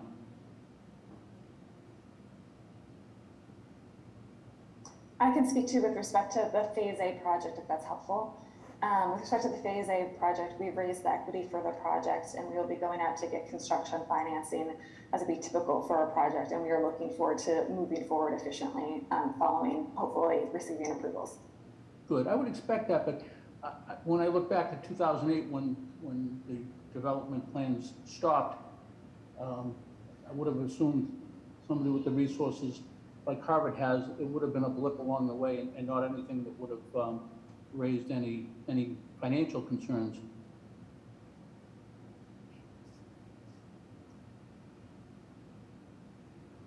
I'm not sure. Sir, are you asking about the past or the present right now for Phase A? Because as Kate, we are fully equitized and we are ready to begin and we are ready to create jobs and we really want to get going. We just want to make sure we're being clear about your question. Is it for Tishman, Spire, or Harvard?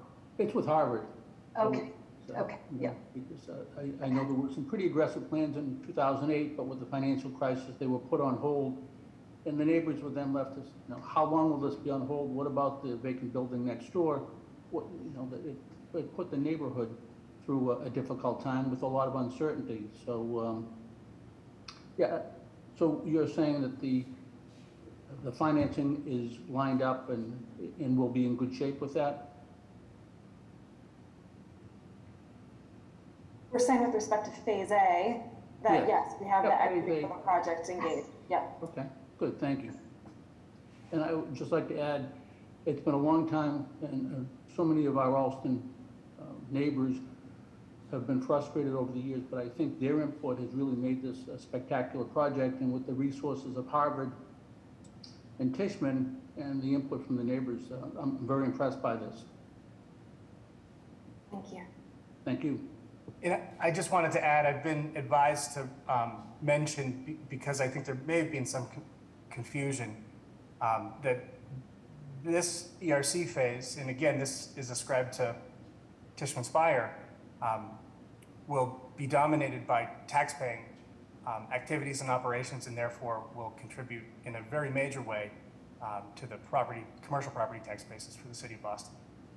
So any activities that are taking place that aren't Harvard institutional teaching and learning and research activities are required to pay the normal property tax rate, and the strong majority of the use that's being considered tonight will in fact contribute commercial property tax. As it should. That's good news. I just want to commend all of the individuals and groups in the Austin community which have shown persistence, a clear sense of focus and mission. I think we're at a point where this development does, in fact, represent an important model for a number of other institutions in the city that need to co-create with their neighbors the better outcomes that we can see in developments such as this one.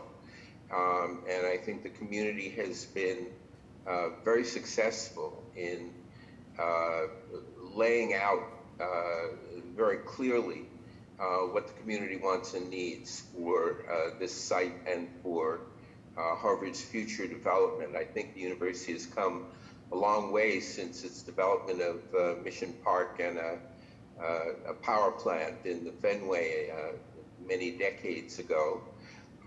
And I think everyone needs to understand that this agency and a number of other public entities are going to be watching this model very closely to make sure that all the promises that have been laid out are in fact fulfilled. But I have to commend the community and Harvard and Tishman Spire for pursuing a dialogue that has produced something that other stakeholder institutions in the city, I think, can emulate. Thank you, Dr. Lensmark. Do we have any other further questions or comments from the board? Madam Chair, yeah, I have a couple, just one very quick thing, Mark, Kate and Michelle. The transparency was used, Mark, and you can't underestimate the fact that that was a public auction for one, so transparency was very transparent.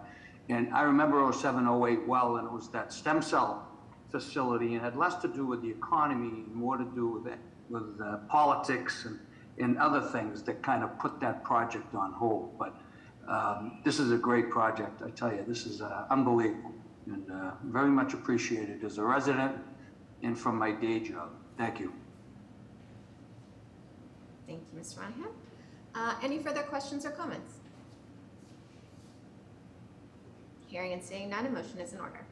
So moved. Second. Roll call for a vote. Mr. Monahan? Aye. Mr. Landsmark? Aye. Mr. Miller?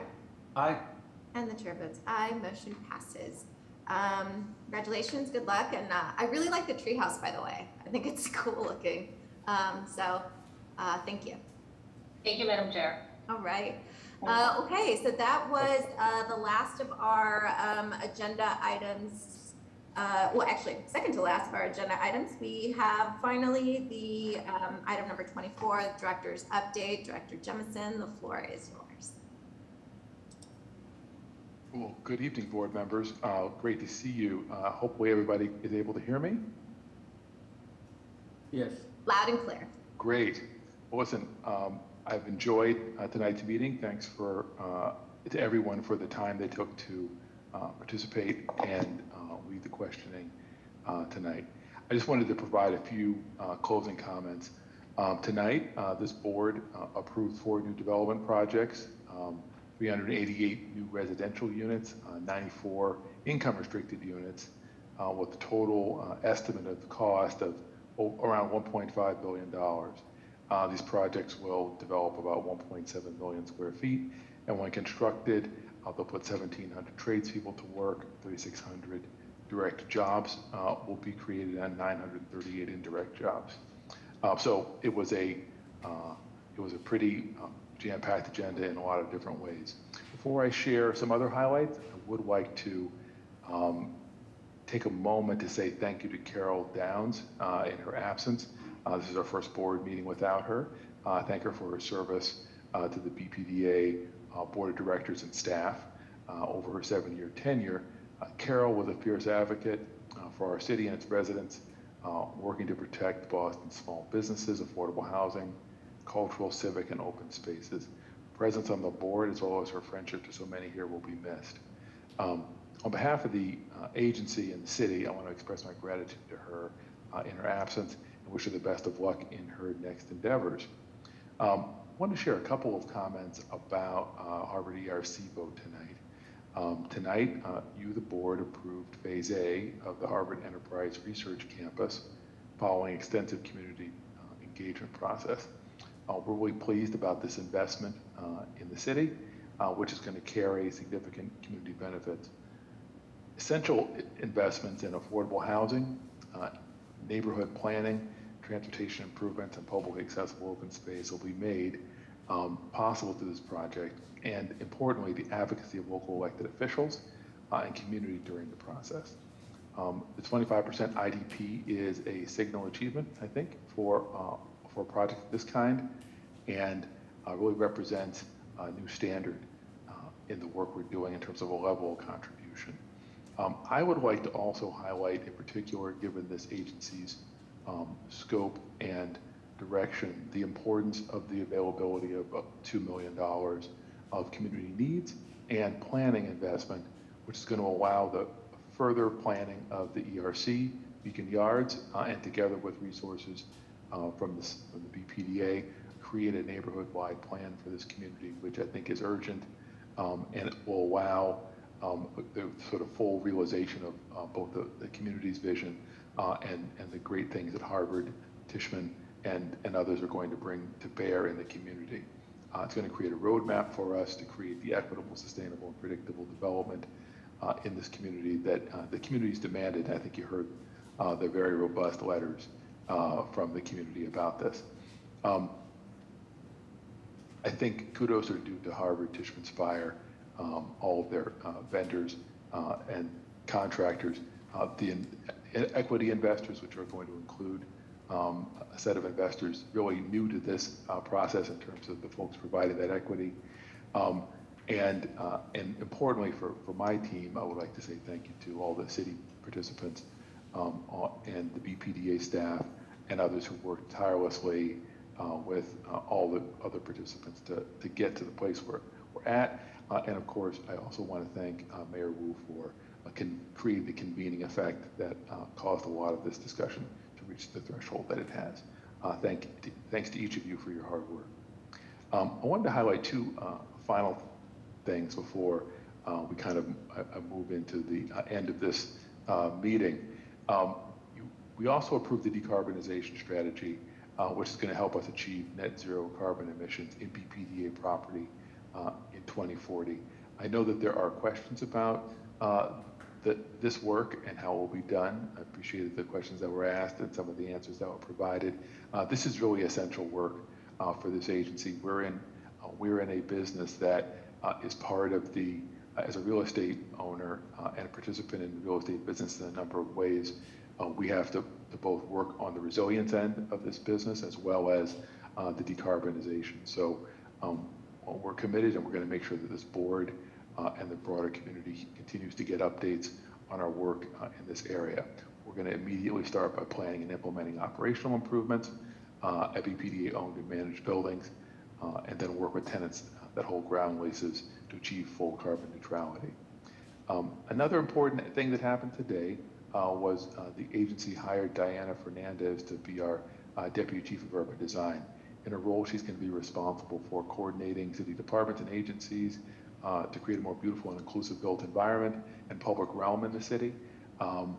She was born in the Dominican Republic and moved to New York City as a child. She's worked in Philadelphia and Boston, most recently for the firm Sasaki, associated with a lot of great work in this area and beyond.